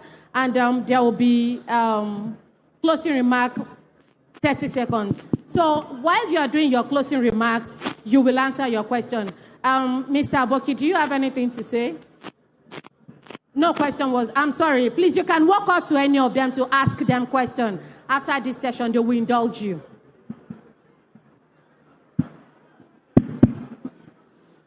Okay. First off, very briefly, it's just a couple of recommendations way forward. We've all distilled the issues here together, but very little has been said about the way forward recommendation. So, in very few sentences, I would recommend that the very, very high usage of technology, right? We are so overwhelmed with using men, and men cannot do it. Men bring corruption, they bring about all of these things. So, but when you have the machines, the drones, the scanners, and everything, I think it will be able to help us. So we should leverage on technology. I apologize to the military guys too. They are our heroes. Yes. We know their sacrifices, so I apologize to them if they take it in a bad context. I'm sure that's not what he meant. All right, thank you. So we'll be taking the representative of the IGP. Mr. It's not your turn, Mr. Martins. No. Yeah, the chief. Thank you. Thank you very much. Remarks, 1 minute, sir. Well, I will say security is everybody's business. The police, the security agencies, the Nigerian Bar Association, the communities, everybody. We have to join hands together to make sure that the threat of non-government is reduced to the barest minimum. Thank you, sir. All right. Please, Mr. Martins, 1 minute. Answer your question. We do not want anything that will take us more than 1 minute. Okay, so before I answer the question, I would like to apologize to the Nigerian military. Maybe I generalized everything. Like you know it. You know what I was trying to say. So I will apologize if you took it out of context. But I'm sorry in between, yeah? I'm really, really sorry. Very, very sorry. So now I'll come back to the question. The lady said, what would you do differently? Unfortunately, I don't really have the power to do a lot, but my advice would be, caught in the act, you die in the act. When you're caught in the act, especially these people that they rehabilitate, caught in the act, you die in the act. If the military and the police want to help the country, kill them when you catch them before you take them to your office or whatever thing. Now let me tell you, wait, I'm coming, don't worry, I will tell you why. When you take somebody's rights, you don't have rights anymore. You see, you have never thought about it like this. You were talking about human rights. If a Boko Haram man kills somebody, you have taken that person's rights. You no longer deserve your rights. You should also be killed. That's just what I mean by caught in the act, you die in the act. Don't worry, I did not go to school like you guys. I'm talking from experience and what I will do. If somebody attacks me tomorrow, thank you. I'll kill you. Yeah, thank you. Simple. Thank you. So, to you, sir.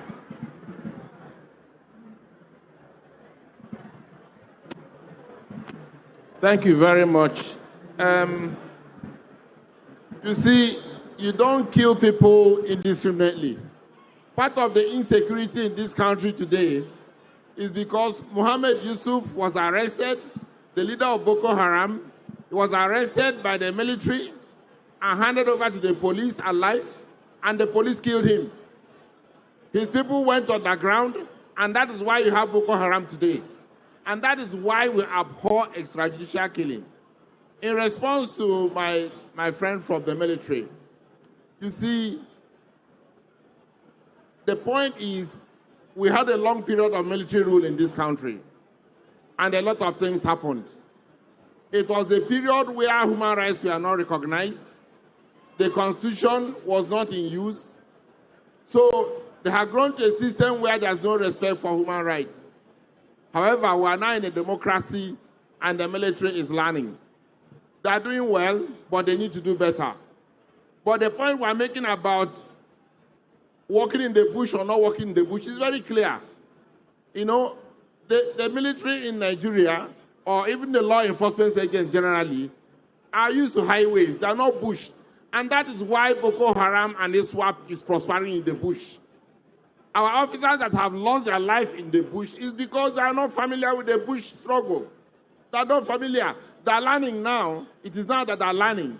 And I hope they will improve. So that's the point. We're not saying that our officers are not trying, but the major casualty is because this is a terrain they have not been used to. It is the terrorism that is now making them to learn how to walk in the bush. If we perfect walking in the bush, using drones and things like that, we'll have better results, and the results will come with time. Thank you.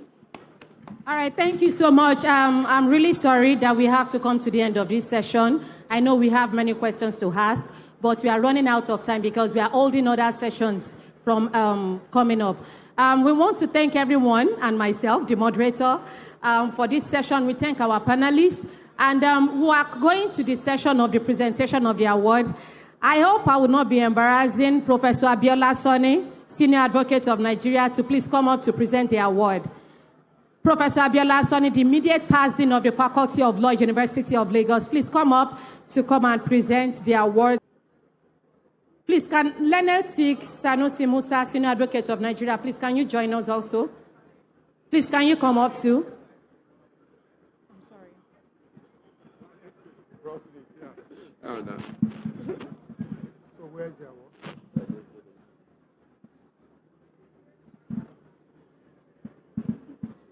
Good morning, the President of the MBA, distinguished colleagues. It's a privilege for me to do this. My learned brother Silk, thank you for your intervention today. Thank you for your depth. And thank you for standing with the people in all your intervention. Congratulations. I presented this to you on behalf of the MBA as a token of our appreciation. Congratulations. Yeah. Oh, all right, where is it?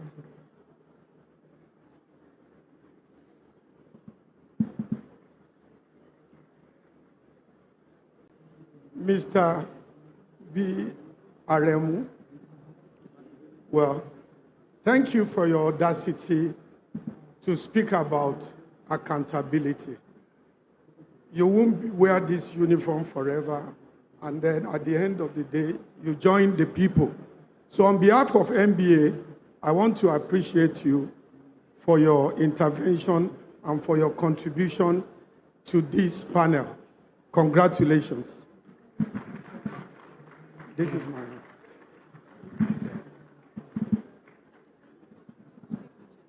Okay. To give to Aboki? Okay. Mr. Aboki. This is from the MBA. It says, with compliments of President of the Nigerian Bar Association. It's an appreciation of your contribution to this very important conference, the 66th conference. And we thank you very much for what you have done. Thank you. Okay, VDM. Will I say famous or notorious? Okay. On behalf of the President and members of the Nigeria Bar Association, I present this award to be here with us and share your own experience. But please, when you are attacked, don't kill. Report to the police. Thank you. Thank you. We join for a photograph. Why is the award?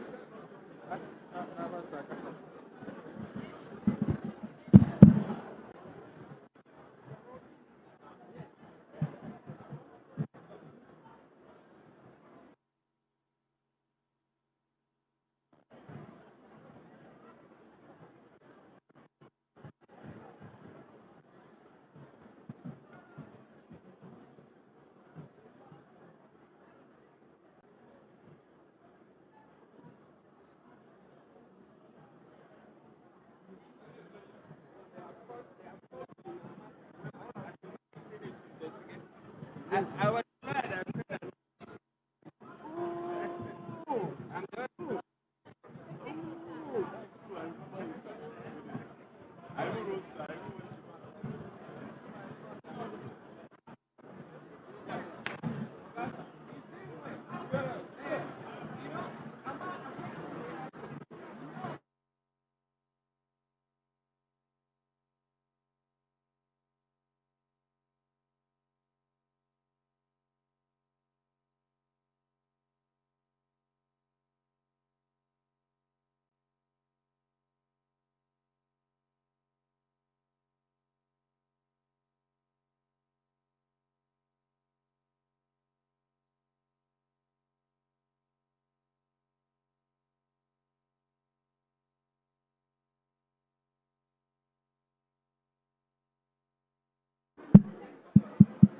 Your Excellencies, distinguished ladies and gentlemen, special announcement, please. Good morning, everyone. I'm sure you're all enjoying the conference. Please, I just want to announce that we are going to be having breakout sessions in different halls. So we have 5 halls. There's a hall over there. There are 3 halls to the right. And the breakout sessions are going to continue in all these halls. So please, this hall is already fully loaded. Breakout sessions on cryptocurrency, on financial management are going to be happening in separate halls. So you can stay in this hall, or you can move to the hall over there, or the 3 separate halls all across. The programs. Okay, let me read out the programs. So the first breakout session, Too Big to Fail. This is going to be on the banking sector. These programs are going to be happening simultaneously. They are happening at the same time. The second is Rookie to Rainmaker. Rookie to Rainmaker is also happening right now.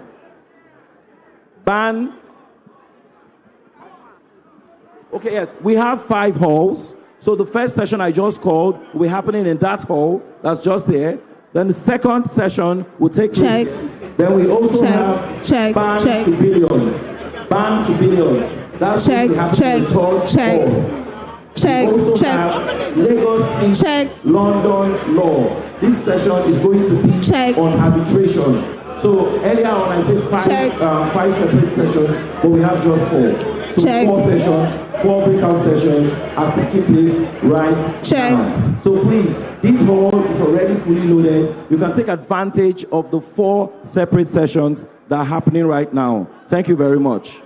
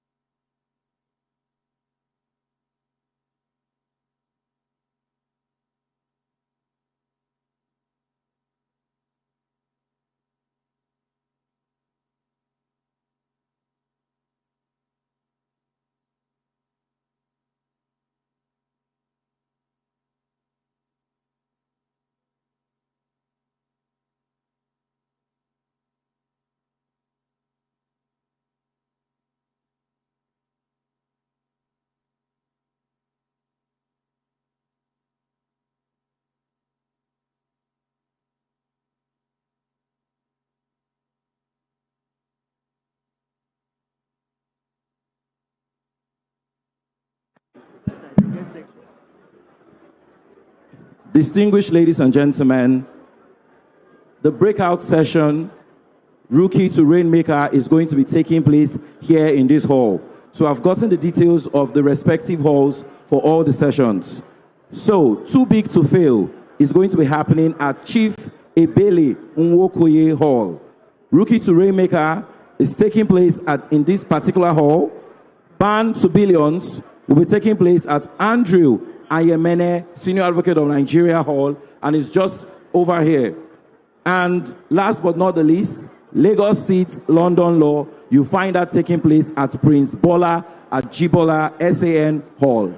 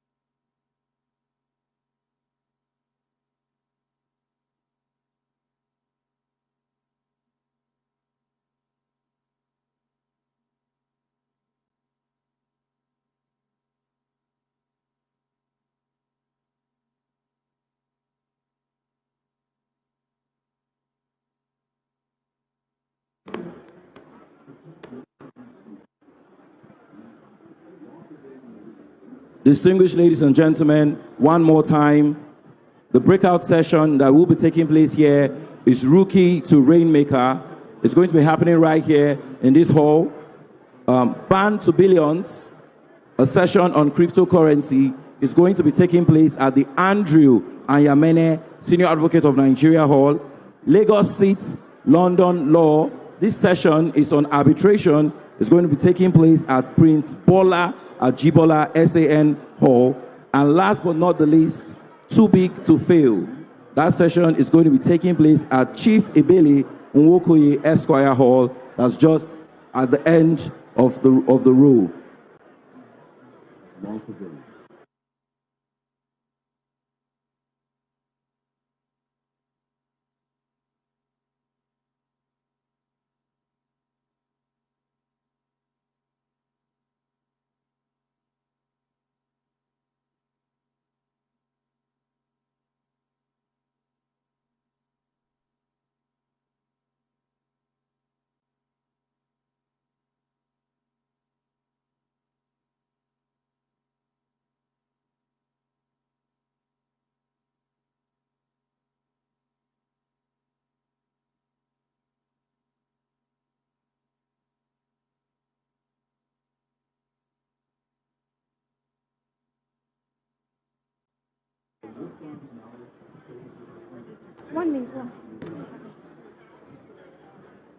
Good morning, everyone. We'll be starting shortly. Please, can we please clear the aisles and take our seats? We'll be starting shortly. Please clear the aisles and take your seats. If you are for the session on Rookie to Rainmaker, kindly clear the aisle and take your seats. We want to start immediately.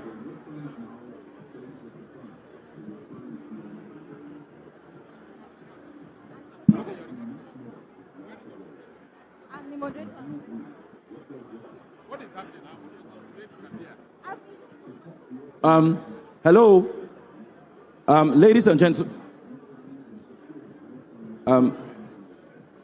Very dark man. Yes, please. Media outlets, news agencies, please.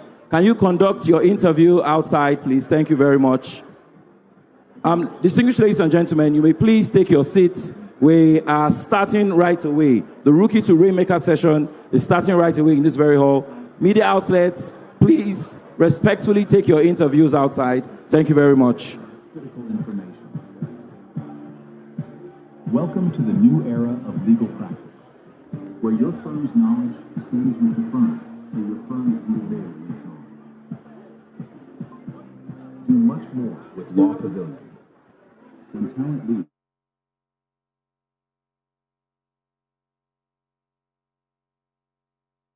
Now, Law Pavilion.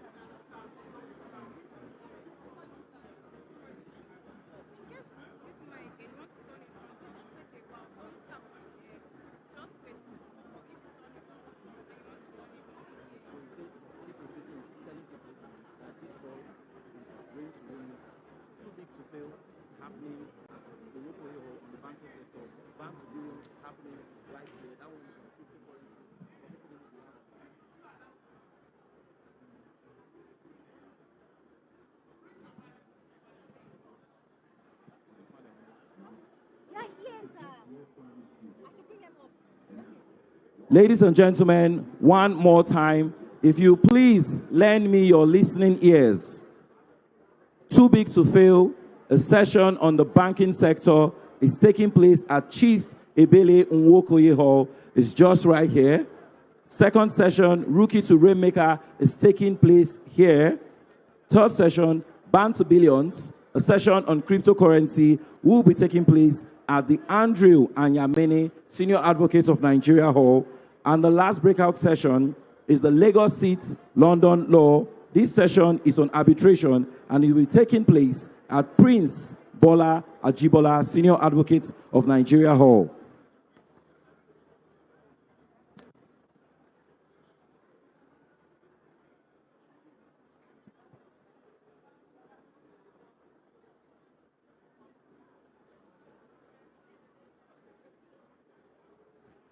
Our distinguished panelists for this particular session are already here, and they are walking to the stage already. I will now be yielding and handing over the mic to the session coordinator, Ms. Adela. Ms. Adela Yongo.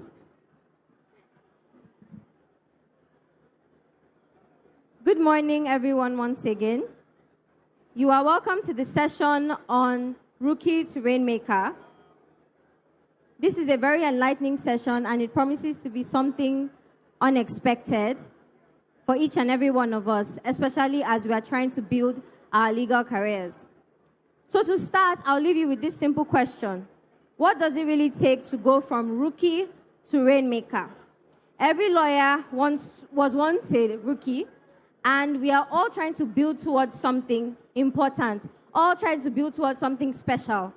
We all look up to the CJN, we look up to the president of the Nigerian Bar Association, we look up to chief judges, attorney generals, and we wonder, how did they get there?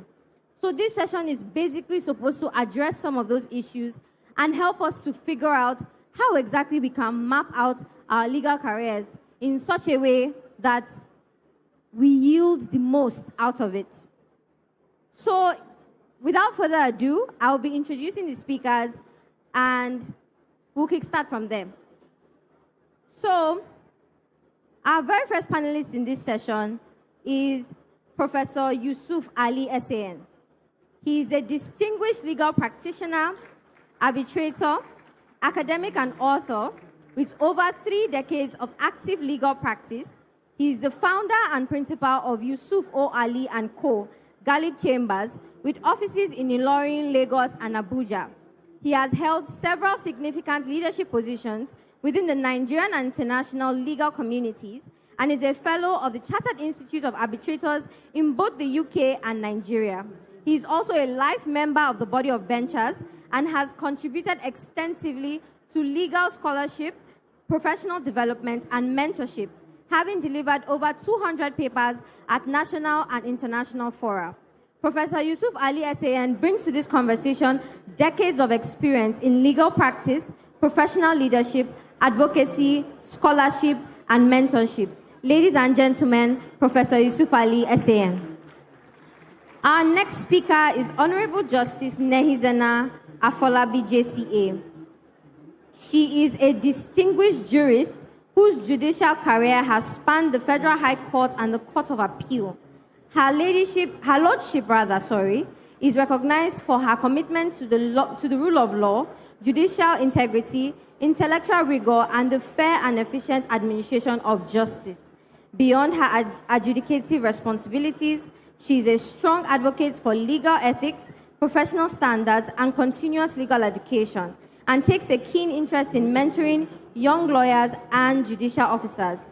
Her lordship offers us a particularly valuable perspective on what distinguishes a promising young advocate and the professional qualities that endure throughout a legal career.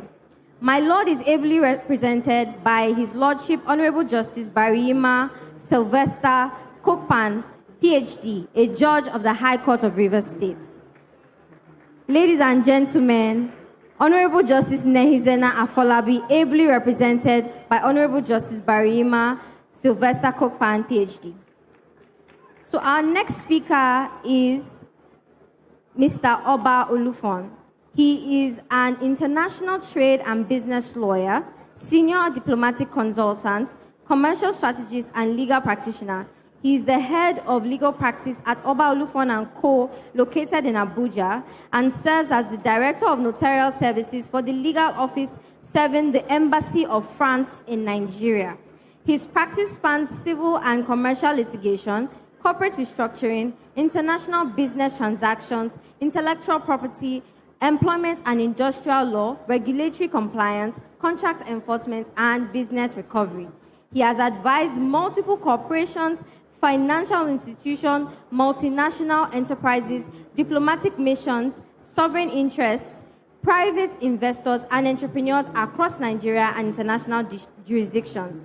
Mr. Oba brings to our conversation a strong commercial and international perspective on building a legal practice creating value for clients, and navigating the opportunities that come with professional growth.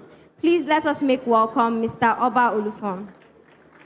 And last but not least on this session, we have Mr. Adedayo Adesina SAN, lead partner at Oyewole and Adesina, with over 15 years of experience advising on complex real estate developments, infrastructure projects, and high-value commercial transactions. He holds an LLM in banking and financial law from the University of London and has advised on major projects across real estate, power, oil and gas, as well as commercial litigation and arbitration. He also contributed to the drafting and review of the Business Facilitation Miscellaneous Provisions Act 2021 and has received multiple recognitions for his contributions to Nigeria's business and regulatory environment. Having been conferred with the rank of the Senior Advocate of Nigeria in 2025, the SAN brings a relatively contemporary perspective on building a distinguished legal career through focus, grit, professionalism, and impact. The learned silk is ably represented by Mr. Tojuku Itoma Esquire, a senior associate in Oyewole and Adesina. Thank you very much, sir. So, very quickly, we'll jump into the session.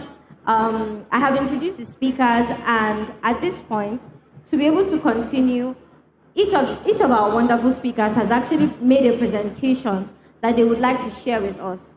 So on that note, we will be starting, each speaker would have 10 minutes to make a presentation. Then we would have 15 minutes to ask them questions, for me to ask them questions.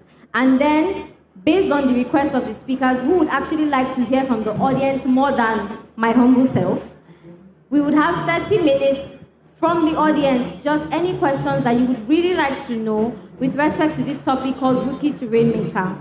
As you can already understand, the session is essentially experience-based, just to understand and have an idea of how these great men and judges have been able to reach the peak of their career and even higher, because some of them are still climbing further and further. So basically to understand how they got here and how they also plan to get to the next level. So please sit back, enjoy, and if you have any questions, please raise it up as soon as you can in the course of the last 30 minutes.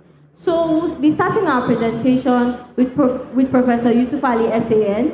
At this point, I'll be handing over to him. Over to you, sir.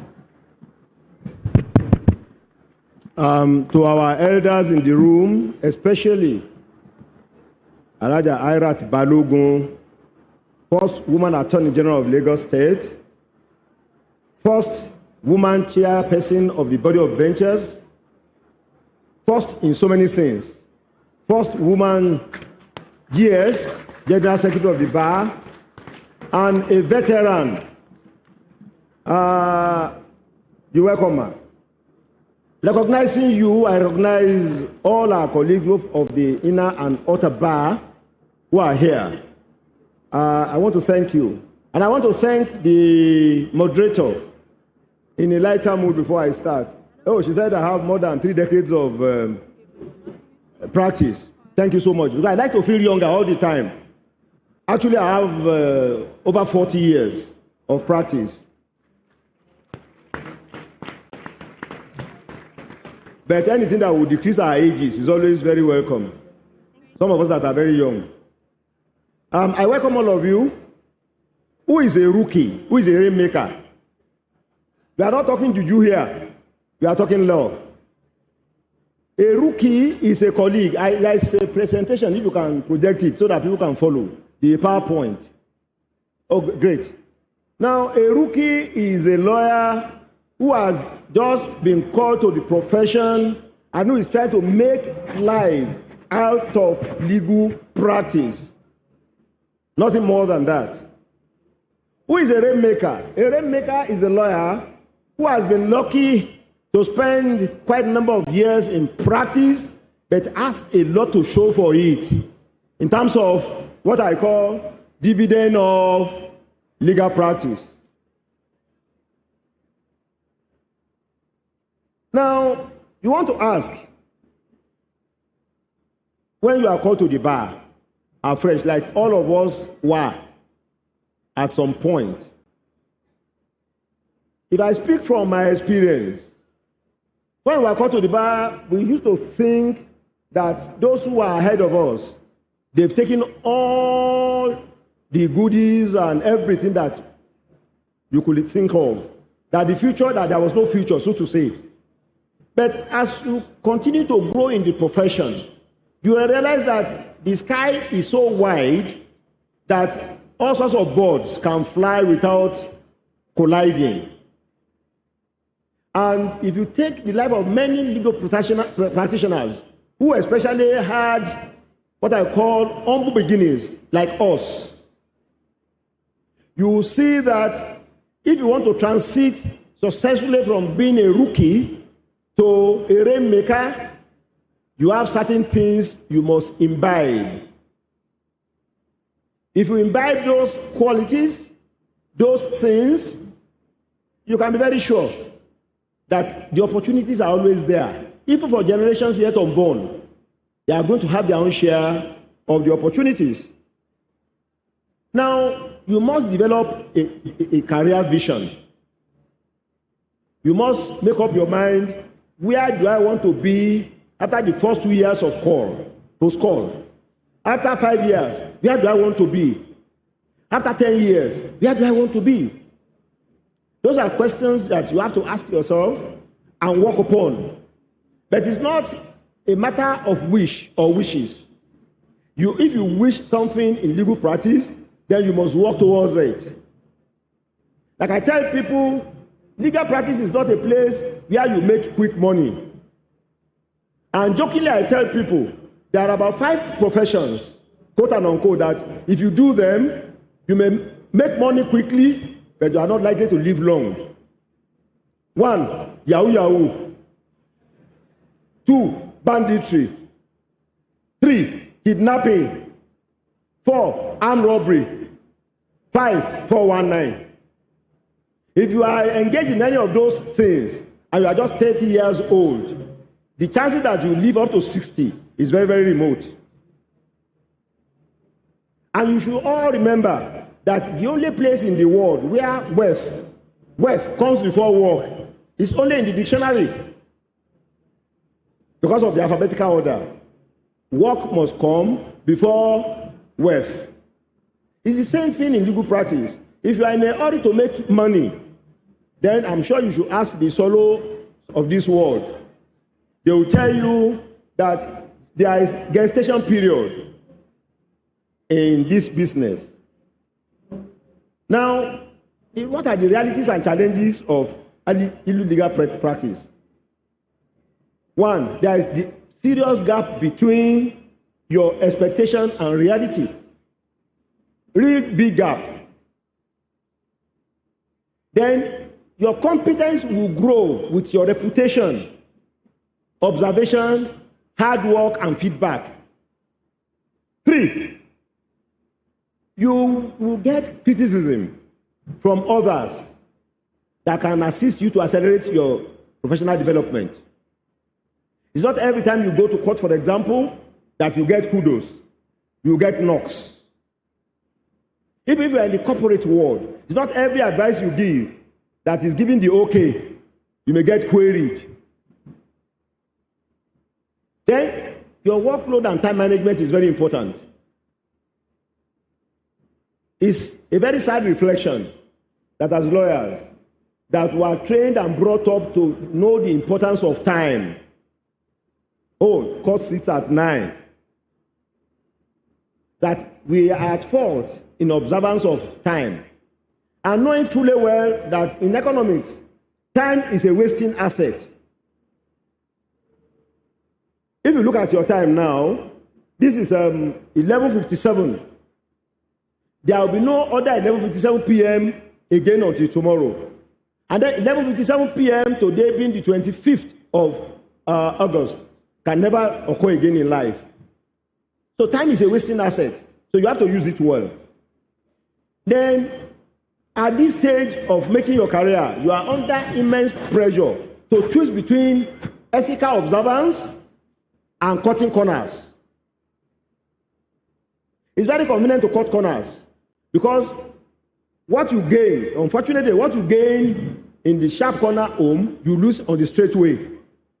If you cut corners, it's waiting for you tomorrow. Now, if you want to build a correct foundation for a sustainable career, you need these 5 things. 1, technical and professional competence. 2, integrity. Actually, integrity should be 1, not 2. Because without integrity, you are done. You are finished.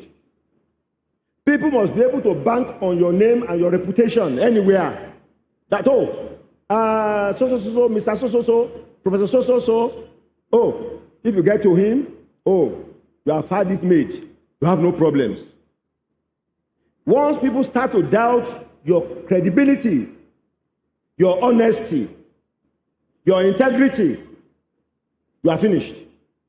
Because this business is about other people submitting their livelihood and their lives to you for moderation.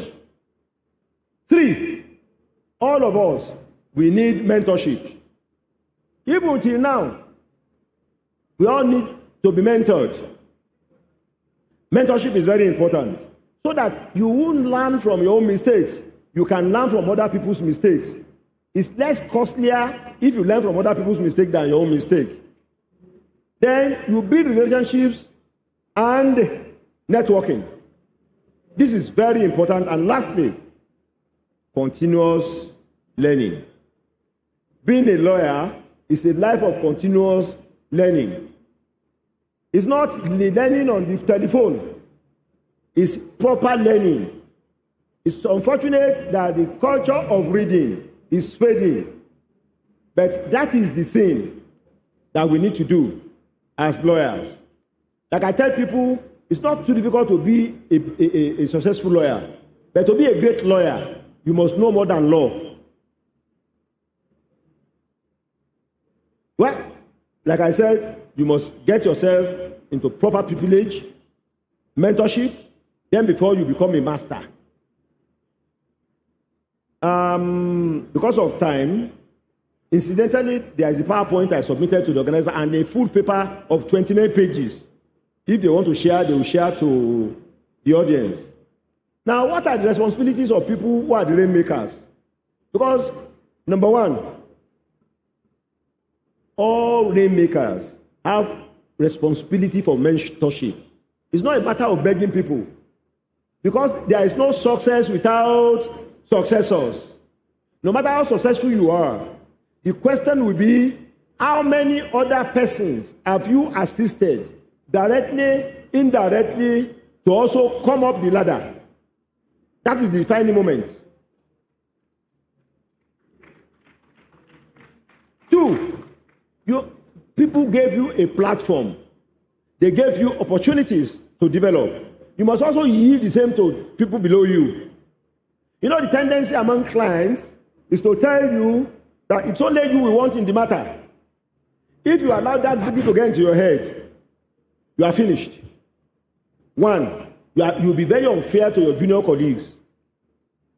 Because it was because you had the platform yourself. That's why people were able to recognize that you have talent. If you have, no matter how brilliant you are, if you have no platform to display your brilliance, nobody will recognize you. 2, cleanse. And I've seen this from experience. God forbid, if you drop dead today, in 24 hours, they'll come to ask for the files. So which tells you clearly you are not indispensable. So don't allow that to get into your head that, you must be in everywhere, you must be at every point. It doesn't happen that way. You must give opportunity to the young to grow because they also need to get to a stage in life. And I tell people, when some of us do some little things for people and they say, Oga, thank you. And so I tell them, no, we are just being intelligent. Because the platform some of us stand today were occupied by others before. 20 years ago, not many of you will have had my name. But today, we thank God. So, once you realize that, you know you must prepare for successors. People, because either you like it or you don't like it, you are going to yield the platform to other people. It's a matter. It's law of. It's natural. It's natural law. You can't be there forever. 30 years ago, some senior advocates, their names were household names in our country. Some of them are still alive. They are still doing well, but the noises about their names is not the same. It's going to happen to all of us.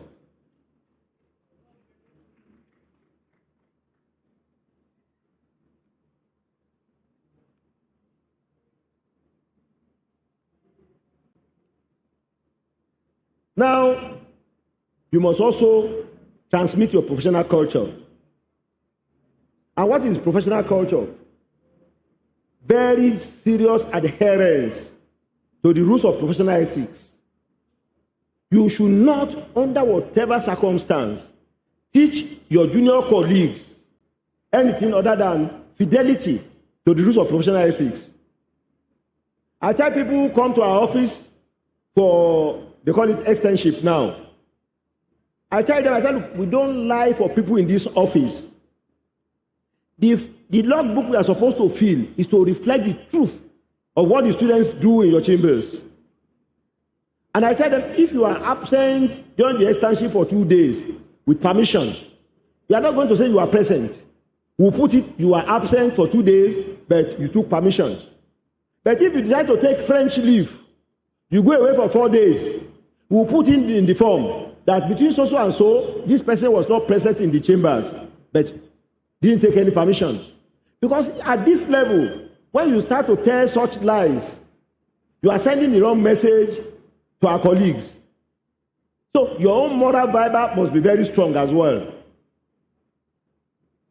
Well, in summary, when you talk about mentorship, it's a two-way traffic. The mentee and the mentor. We all have our respective duties and obligations. Mentor must have the qualities of somebody who can impact positive things to the younger person. The mentee must be ready to absorb and take some of these lessons of life from the mentor. Now, if you want to move from mentorship to professional mastery, these are the things you have to do. You must put your eyes keenly on observation. Look at how things are done. 2, you must show willingness to participate. Don't be just an onlooker. And I tell my colleagues, I said, look, some of us, we are lucky, we sit in front. Many of our colleagues who are senior advocates do not know why, 1, we sit in the front, 2, why we mention our cases out of turn. There are 2 things about it. 1, we are told to sit in front so that those who are sitting at our back will see our comportment, our courage, the way we present our cases. That's the essence. And why are we allowed to take our cases out of turn as senior advocates? So that perchance it is assumed that you are knowledgeable enough for younger people to learn from the way you conduct your cases. Not only in terms of law alone, even in terms of spoken English. Those are the 2 things. But many of us, this thing is lost on us. We believe that once we become senior advocates, we know everything. Nobody does. Nobody. 3, then you must practice what you have observed. Then you must be able to have feedback from people. And then you yourself must be very reflective. All the things I have gained, how do I carry them on? And then, of course, you must have your independent judgment. You should not have nanny mentality. Nanny mentality, you know, a nanny, what it does to a baby is to spoon feed the baby. So if you have nanny mentality, you'll be expecting to be spoon fed. It doesn't happen. And then you must also have mastery of something. And that's where, in these days, specialization and so on and so forth. Now, what does it mean to become a rainmaker? You create professional opportunities. You've asked the correct question. Why is this client here? And I tell my colleagues, clients who come to you, many of them are in distress. You should not add to their problem. You must be part of the solution, not part of the problem. And then you must have the ability not only to acquire clients, but how to retain them. And then lastly, you must be able to anticipate the needs of your clients even before they come in. Now, ambition, financial success, and business ethics. This is very also important for rainmakers to know. Then, ethical boundaries in solicitation. We all know we don't advertise. We should not run down our colleagues because we want to take a brief. As a senior advocate, it's not in our place to say, oh, you're going to brief this junior. What does he know? Come on. Knowledge is fathomless. The zenith of your own knowledge is the foolishness of some other people. Where you think you know so much. Some people, they have that same knowledge. They will be saying, why am I so stupid? So knowledge, I tell people, don't be arrogant. But if you must be arrogant, never be arrogant about knowledge. And never underestimate a colleague. Never.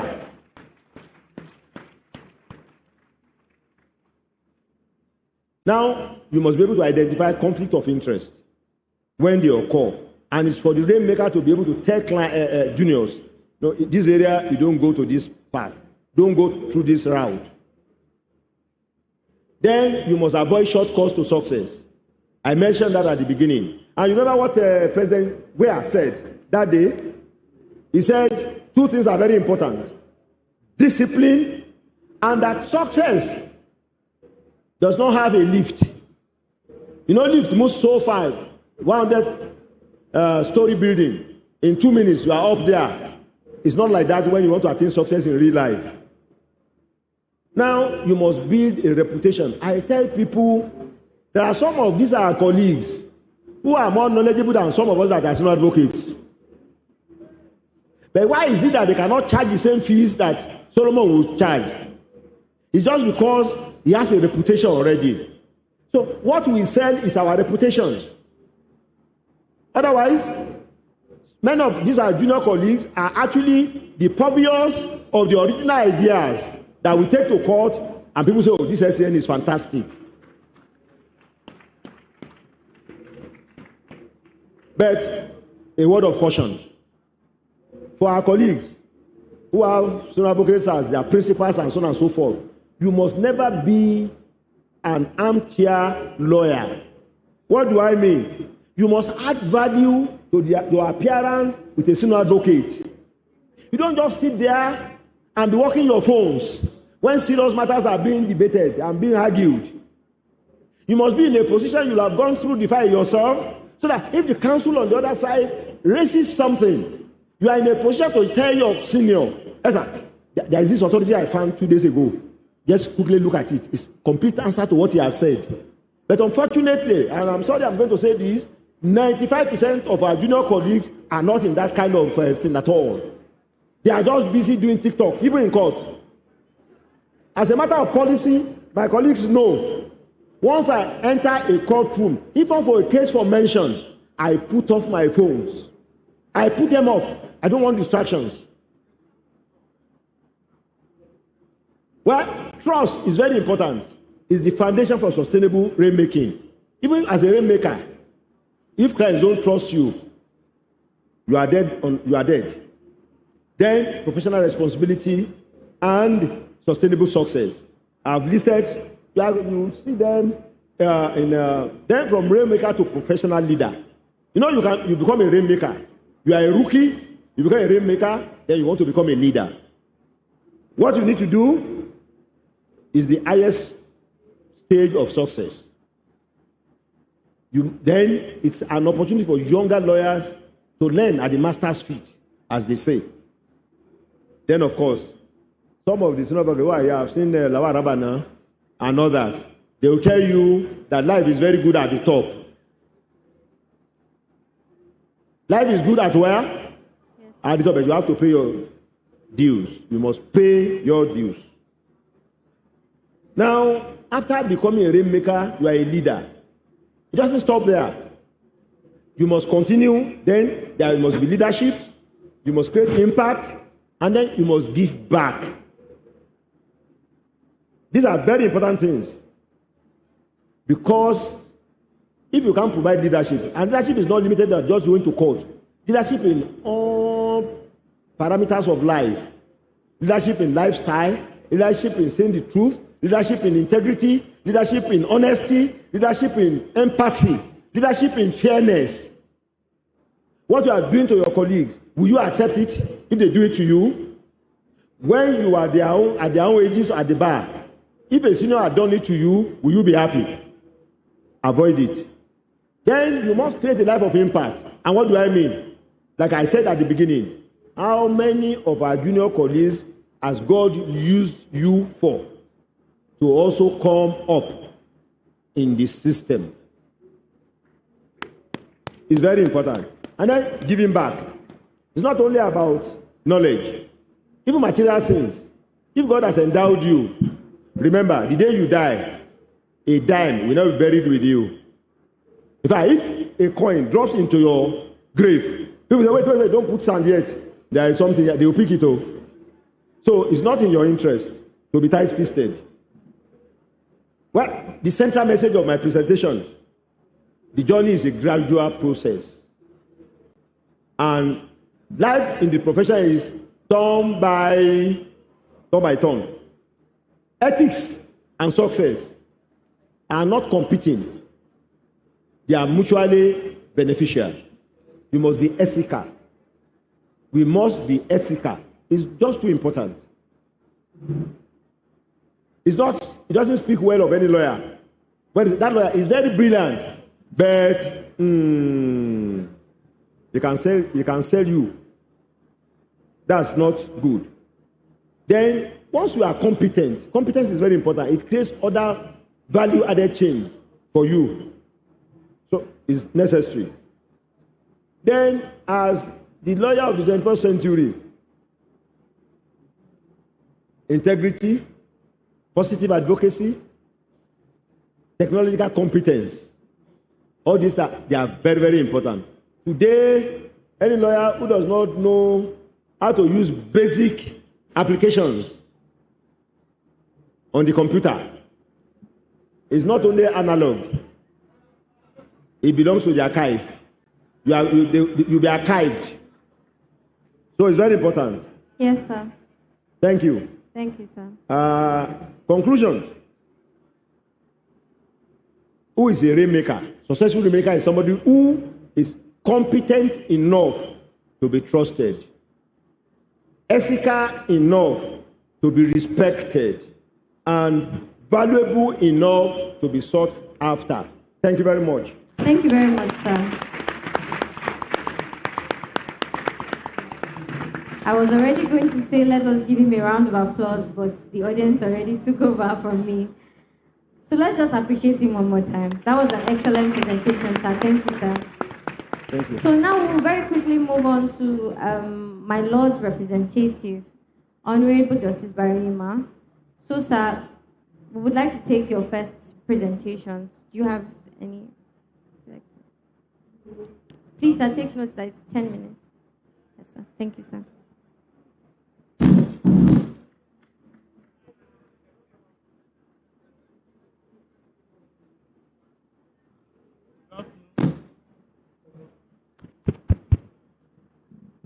All right. Yeah, good afternoon, everyone. The President of the Bar, all other protocol duly observed. My name is Barinima Kupa. I'm a judge of the High Court of Rivers State. I am here to represent my Lord, the Honorable Justice Afolabi of the Court of Appeal. My Lord regrets her inability to be here in person and has directed me to represent her. In addition, my Lord also sent a signed copy of her own paper and directed me to read the summarized version of her paper. So with the leave of the President and other colleagues here, I will now proceed to read the paper, the summarized version of the paper forwarded to me by my Lord, Afolabi, JCA. Thank you.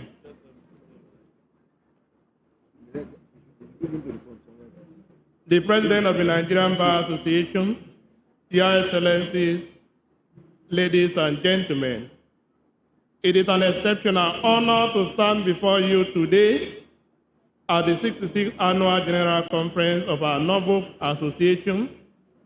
This year's theme, Beyond Limits, serves as an imperative call for our profession to innovate, adapt, and transcend traditional boundaries in a rapidly evolving global landscape.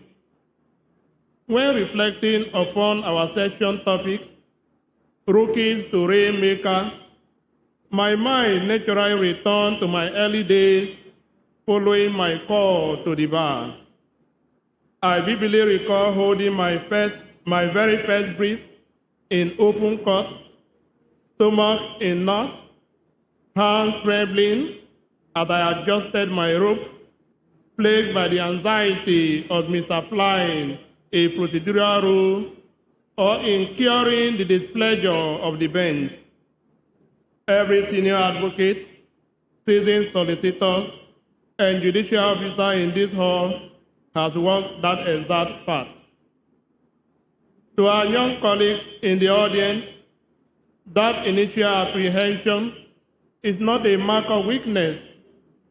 It is the rite of passage into a demanding calling. Admission to the bar is a celebrated milestone. You have done the week, taken the solemn oath, and stepped into a noble heritage. But our practice quickly reveals the call is not the summit. It is merely the starting line of an arduous and lifelong marathon. The defining question before us today is how do we navigate those precarious formative years and evolve into a practitioner of unquestionable character, deep technical mastery, and enduring influence. We often use the term rookie casually, yet in law, those foundational years dictate the trajectory of your entire career. Sustainable professional success cannot be erected on the sands of shortcuts. Law school equip you with legal theory, but practice imparts its temperament and institutional discipline. Do not be demoralized by early missteps or the solemn atmosphere of the courtroom. Errors in your early years are not evidence of failure. They are the necessary tuition paid for professional maturity.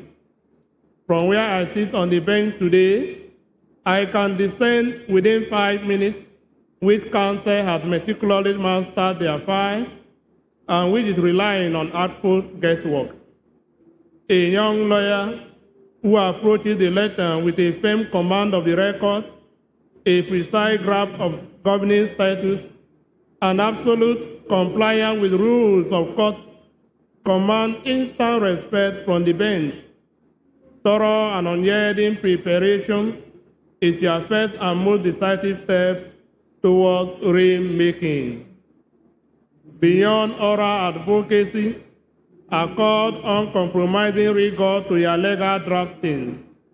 A poorly structured motion or an unambiguous contractual clause can ruin an otherwise sound legal strategy.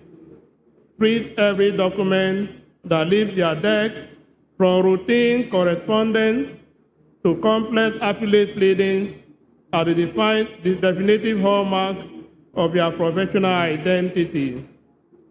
No practitioner built an impactful practice in isolation. Mentorship and pupillage are not quaint relics of a bygone era. They remain the essential lifeblood of our legal tradition. However, Genuine mentorship is fundamentally a reciprocal relationship. It is not a passive request for endorsement or opportunities. It is a professional alignment anchored on value, dependability, and mutual respect. A distinguished mentor imparts what law treaties cannot: courtroom decorum, strategic foresight, client management, and ethical fortitude. If you seek the guidance of a mentor, bring tangible value to the table, demonstrate intellectual curiosity, deliver thorough research punctually, and observe how senior practitioners navigate high-pressure dilemmas. Legal craftsmanship is taught as much as it is taught. Furthermore, never underestimate the power of peer network. Look around this hall today. The young lawyer sitting beside you will be tomorrow's judges, senior advocates of Nigeria, corporate titans, and policymakers. Build principled and collaborative alliances with their peers today. What does true rainmaking signify in the modern era? Popular perception often reduces rainmaking to securing lucrative retainers or attracting high network clients. In its highest form, legal rainmaking is far more profound. It is becoming an indispensable advisor, one's integrity, specialized mastery, and sound judgment consistently to solve complex problems. While a solid grounding in general litigation or corporate practice is vital, the contemporary legal market increasingly rewards niche specialization. Position yourself early in emerging frontiers, whether in technology law, AI governance framework, dry maritime practice, intellectual property, or energy transition economies. Become the definitive voice for complex and specialized disputes. Above all, recognize that your professional reputation is your ultimate currency. It takes decades of meticulous labor to construct a reputation, but a single moment of ethical compromise can extinguish it.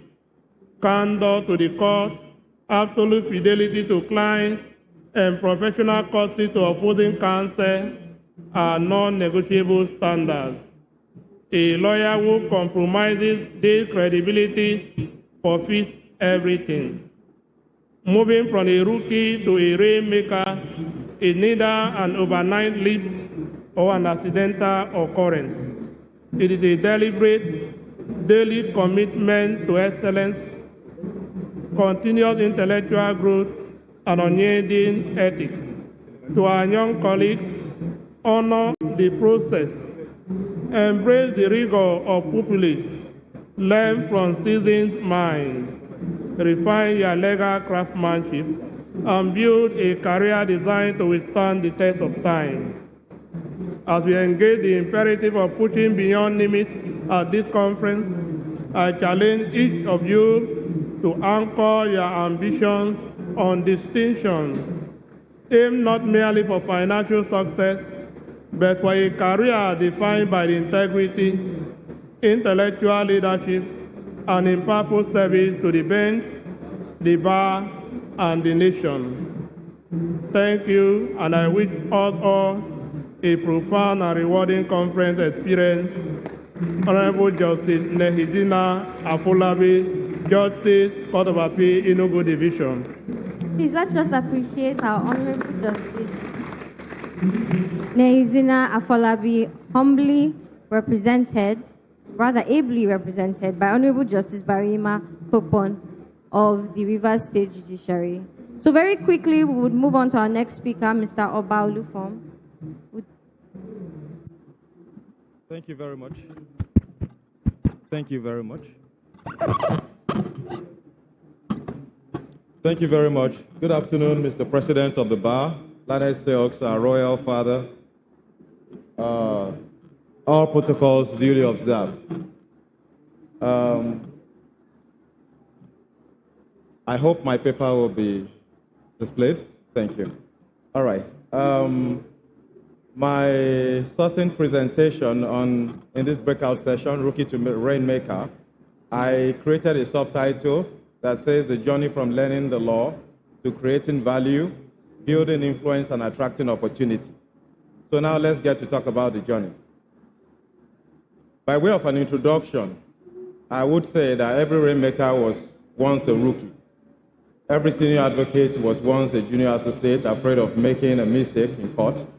Every managing partner was once a young lawyer waiting anxiously for an instruction. And every courtroom strategist once struggled to tell the difference between ratio decidendi and obiter dictum. You know, what we do, yeah.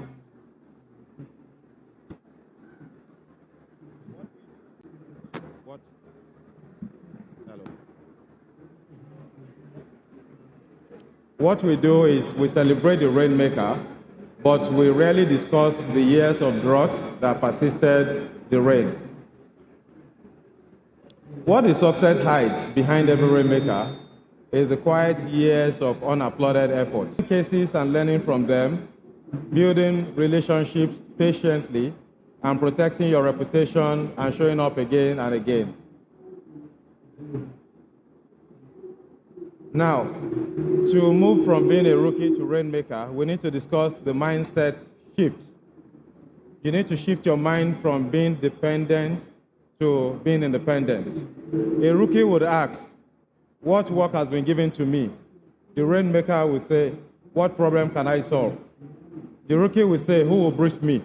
The rainmaker will say, whose problem can I solve unforgettably? The rookie will say, I see a brief. The rainmaker will say, I see a relationship. The rookie will say, I see a transaction. The rainmaker will say, I see an ecosystem. The rookie will say, I see a client. The rainmaker will say, I see a client's whole world. His advisors, his investors, the regulators.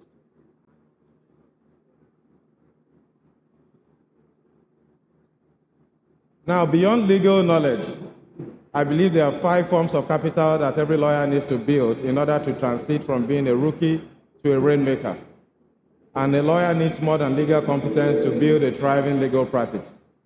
The first capital you need to build as a lawyer to transit from being a rookie to being a rainmaker is legal capital. Your legal knowledge, your technical competence, and your professional judgment.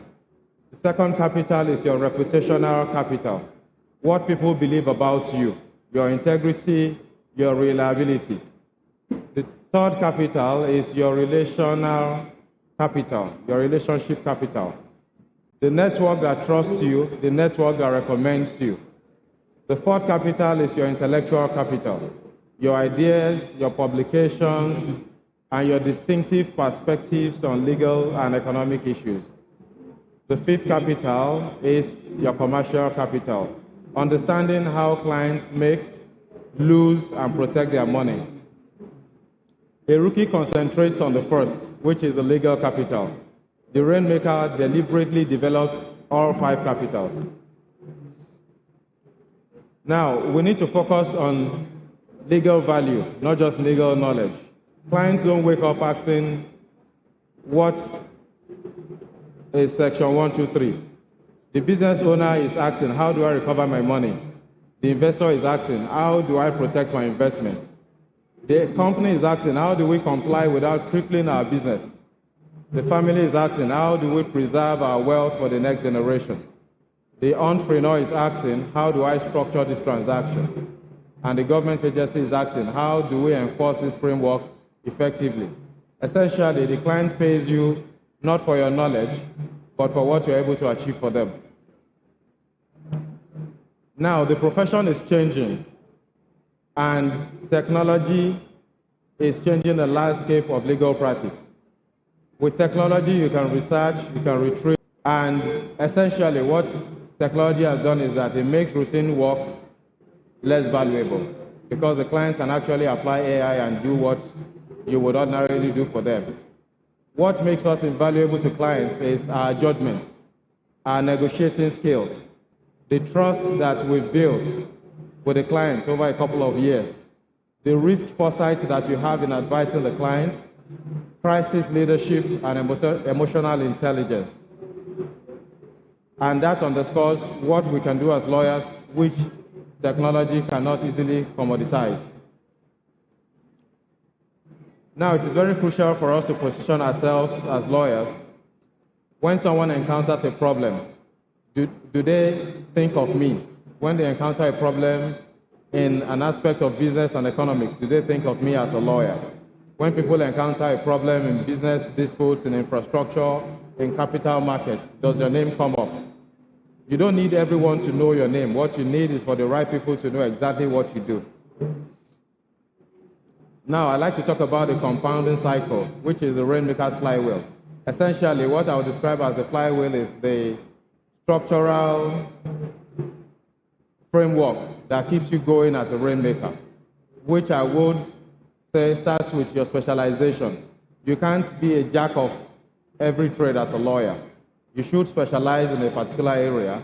From specialization, you move on to building authority in that area. From building authority in that area, you build trust. Clients are able to depend on you. From building trust, it comes with referrals. Clients refer you, and then you get more briefs. From referrals, you get instructions. From instructions, you convert instructions to results. And then from results, you build a reputation. And the cycle goes on and on like that. Now, reputation is your biggest asset as a lawyer. Your name is your biggest asset. Every lawyer is building a brand, deliberately or accidentally. And your brand is the accumulated answer to one question. What do people expect when your name is mentioned? Do they expect integrity? Do they expect diligence? Do they expect responsiveness? Do they expect discretion? Do they expect strategic thinking? Do they expect results and sophistication? Every case, every email, every deadline, every court appearance, every promise kept or broken culminates into building your reputation. In legal practice, relationships are very important. People remember how you make them feel. And I address that on two different heads, networking and client experience. Networking is essentially not good to see you, nice to meet you. Networking is whose work can I improve? Whose problem can I solve? Who can I introduce today? And client experience essentially is returning calls in good time, communicating clearly, delivering bad news early, never hiding behind legal jargon, making clients understand you with clarity. Another aspect of transiting from being a rookie to being a rainmaker is what I describe as commercial fluency and visibility. As lawyers, I think we need to pay attention to speaking business and writing our way to authority. We need to learn the language of business, which will be understanding financial statements, cash flow, debt, equity, corporate structure, taxation, procurement, financing, especially in this administration, taxation, mergers and acquisition, and industry economics. We need to pay attention to writing, to publishing, to speaking, and to teaching. As lawyers, the society looks to us for guidance, for leadership. It's important that we take writing, publishing, speaking, and teaching very seriously. People begin to call you before they have a problem, and that's authority. A major aspect, again, is rethinking fees, from billable hours to creating value. The old question used to be, how many hours did I spend on this brief? Now, the rainmaker question is, what is the economic value of the problem that I solve? The client is actually interested in the problem that you solve rather than the number of hours that you spent on the brief. The foundation of trust is of practicing by the ethical standard because of the challenges of the economy in our climate, but I think that integrity, confidentiality, reliability, and keeping your word are very profitable. And there are things that help you as a lawyer to abide by the ethics of the profession. Declining an improper brief can be profitable. And I say can be profitable because declining an improper brief is subject to your judgment as a legal practitioner. Walking away from dishonest money is subject to your judgment, but it can be profitable. Your reputation is the only business asset you cannot afford to liquidate. As we transit, or we aspire to transit from rookies to rainmaking, I think it's also important to understand that when you become a rainmaker, you become like a hero. But beyond being a hero, we need to also transit to leadership. And that brings about the question, what am I building? Am I building something that will outlive me? And we need to focus on building systems, building teams, building processes, building knowledge systems and succession plans, developing people, which gives you time to be able to make it rain. You know, future partners, advocates, leaders, not merely assistants who aid in getting it. We need to also to pay attention to where the work is going. Nigeria is not short of problems, and that is precisely where the opportunity is. Nigeria creates a very veritable platform for lawyers to thrive and to excel. Thank you, sir. In summation, I have come up with 7 C's for a rainmaker framework, which will be competence, character, clarity, connection, communication, credibility, and consistency. And I'm recommending a 90-day challenge.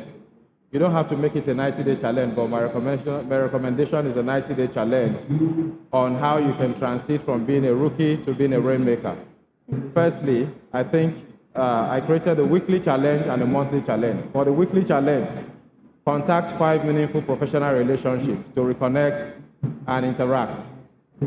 Secondly, read 1 serious business or industry publication every week. Thirdly, write 1 useful professional insight. Fourthly, learn 1 new relevant skill every week. And fifth, have 1 strategic conversation every week. The monthly strategy, identify 1 new business opportunity every month. Identify 1 person you can help to get value every month. And review your professional brand honestly. Thank you very much. Thank you, sir. So very, very quickly, we'll move to the last speaker. Please, our time has been snatched a little bit, so if you can hurry up a little. Thank you. Good afternoon, everyone. Good afternoon, everyone. My name is Tochukwu Itumo, and I'm here to represent Mr. Adedayo Adeshino, Senior Advocate of Nigeria. He sends his regret for not being physically present and has asked that I represent him, speak to his paper, and more importantly, speak to his thoughts on the subject of today, which is rookie to rainmaker. So I will go in right in and speak to his paper. So what we have today to discuss is rookie to rainmaker. And we'll start the discussion by asking ourselves, who is a rookie? Now, the learned senior advocate, Mr. Ali here, has explained who a rookie is. In short, the rookie is a starter. The rookie is a starter in the profession. And it does not matter your year of call. It does not matter your year of call. There are rookies that are still at the first year of call, and there are rookies that are still at their 5 post-call qualification. So it doesn't matter the year of call. It matters what you know, what are the value you bring to the table. And then we ask ourselves, secondly, who is a rainmaker? A rainmaker is someone who brings value to the table. And we have a definition here of who a rainmaker is. A rainmaker is a lawyer who has developed competence, relationship, judgment, a reputation to consistently bring value. Now, the difference between a rookie and a rainmaker is value. That is the denominator between a rookie and a rainmaker. Value. What value do you bring to the office? What value do you bring to a discussion? What value do you bring to a client? And when we talk about value, we talk about your competence. What do you know? What can you do? What change can you bring to a client's problem? What can you do for a client?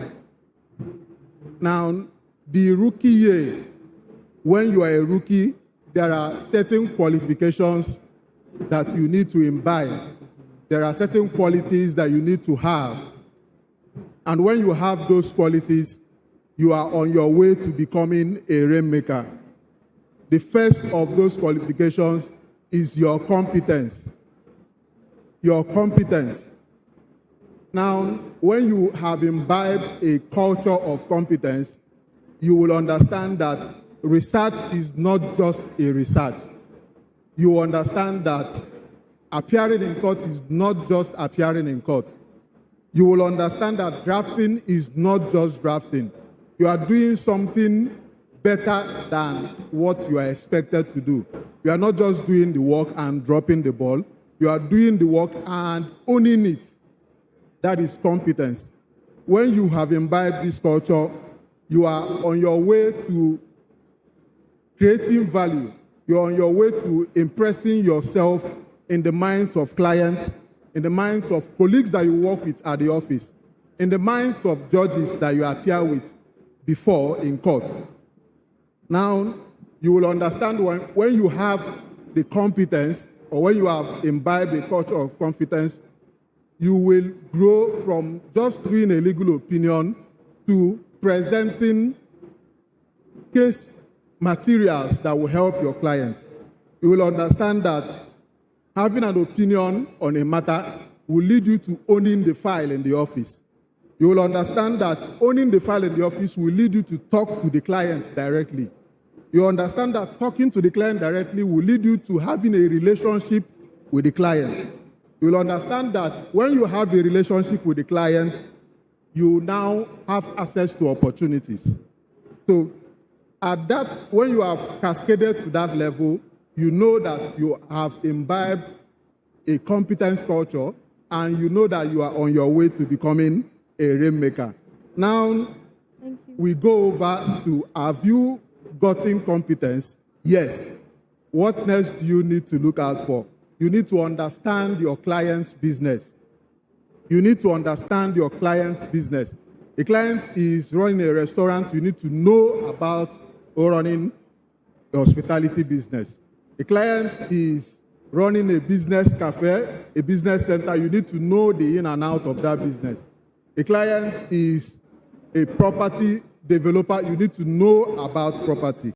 You need to know and anticipate the usual problems that the clients face in that business. Then we move forward. We move forward to your value proposition. As you have known what the client is doing, you've known his business, you now have a value to bring to the table. You know and anticipate what the client is going to face. You are reviewing an agreement. You are not just reviewing what is on paper. You are anticipating the problems that the client is going to face in future, in the next 5-10 years. That is the idea with which to review the agreement that has been presented to you. So you understand the practice area of the client extremely well. Then you now go over to owning the brief. You own the brief such that a career, seeing it as a business. You have to do law practice as a business. As an upcoming lawyer, you have to know how to satisfy your customers. You have to see them as the way a bakery sees a bread seller. You have to understand that this is your customer, and you have to treat your customer as if you are doing a business. When you understand it that way, you chase value. You don't just chase fee. You don't just look for what the client is going to pay you. You look at the value that you're going to add to the client, because when you give value, that is when the client will pay you handsomely. So you have to create value, you have to create trust, you have to create relationship, and then you have to create revenue. That is when you create revenue. Now, you have a relationship that brings professional capital. Now, relationships are cultured even before the brief arises. You create relationship years before the brief comes into play. Now, the relationship is what sustains the brief. Because sometimes the client may not be happy at what you are doing, but you know what you are doing, but the client trusts that you will not jeopardize his interest because you have created a relationship that the client relies on. So that relationship is very, very important because it is the backbone to the services that you are going to render. Then we move to creating visibility. Visibility is very important to the lawyer, and visibility is not just when you are on the podium. Visibility is also when you are at this conference. You would have to ask yourself, how many people have you met?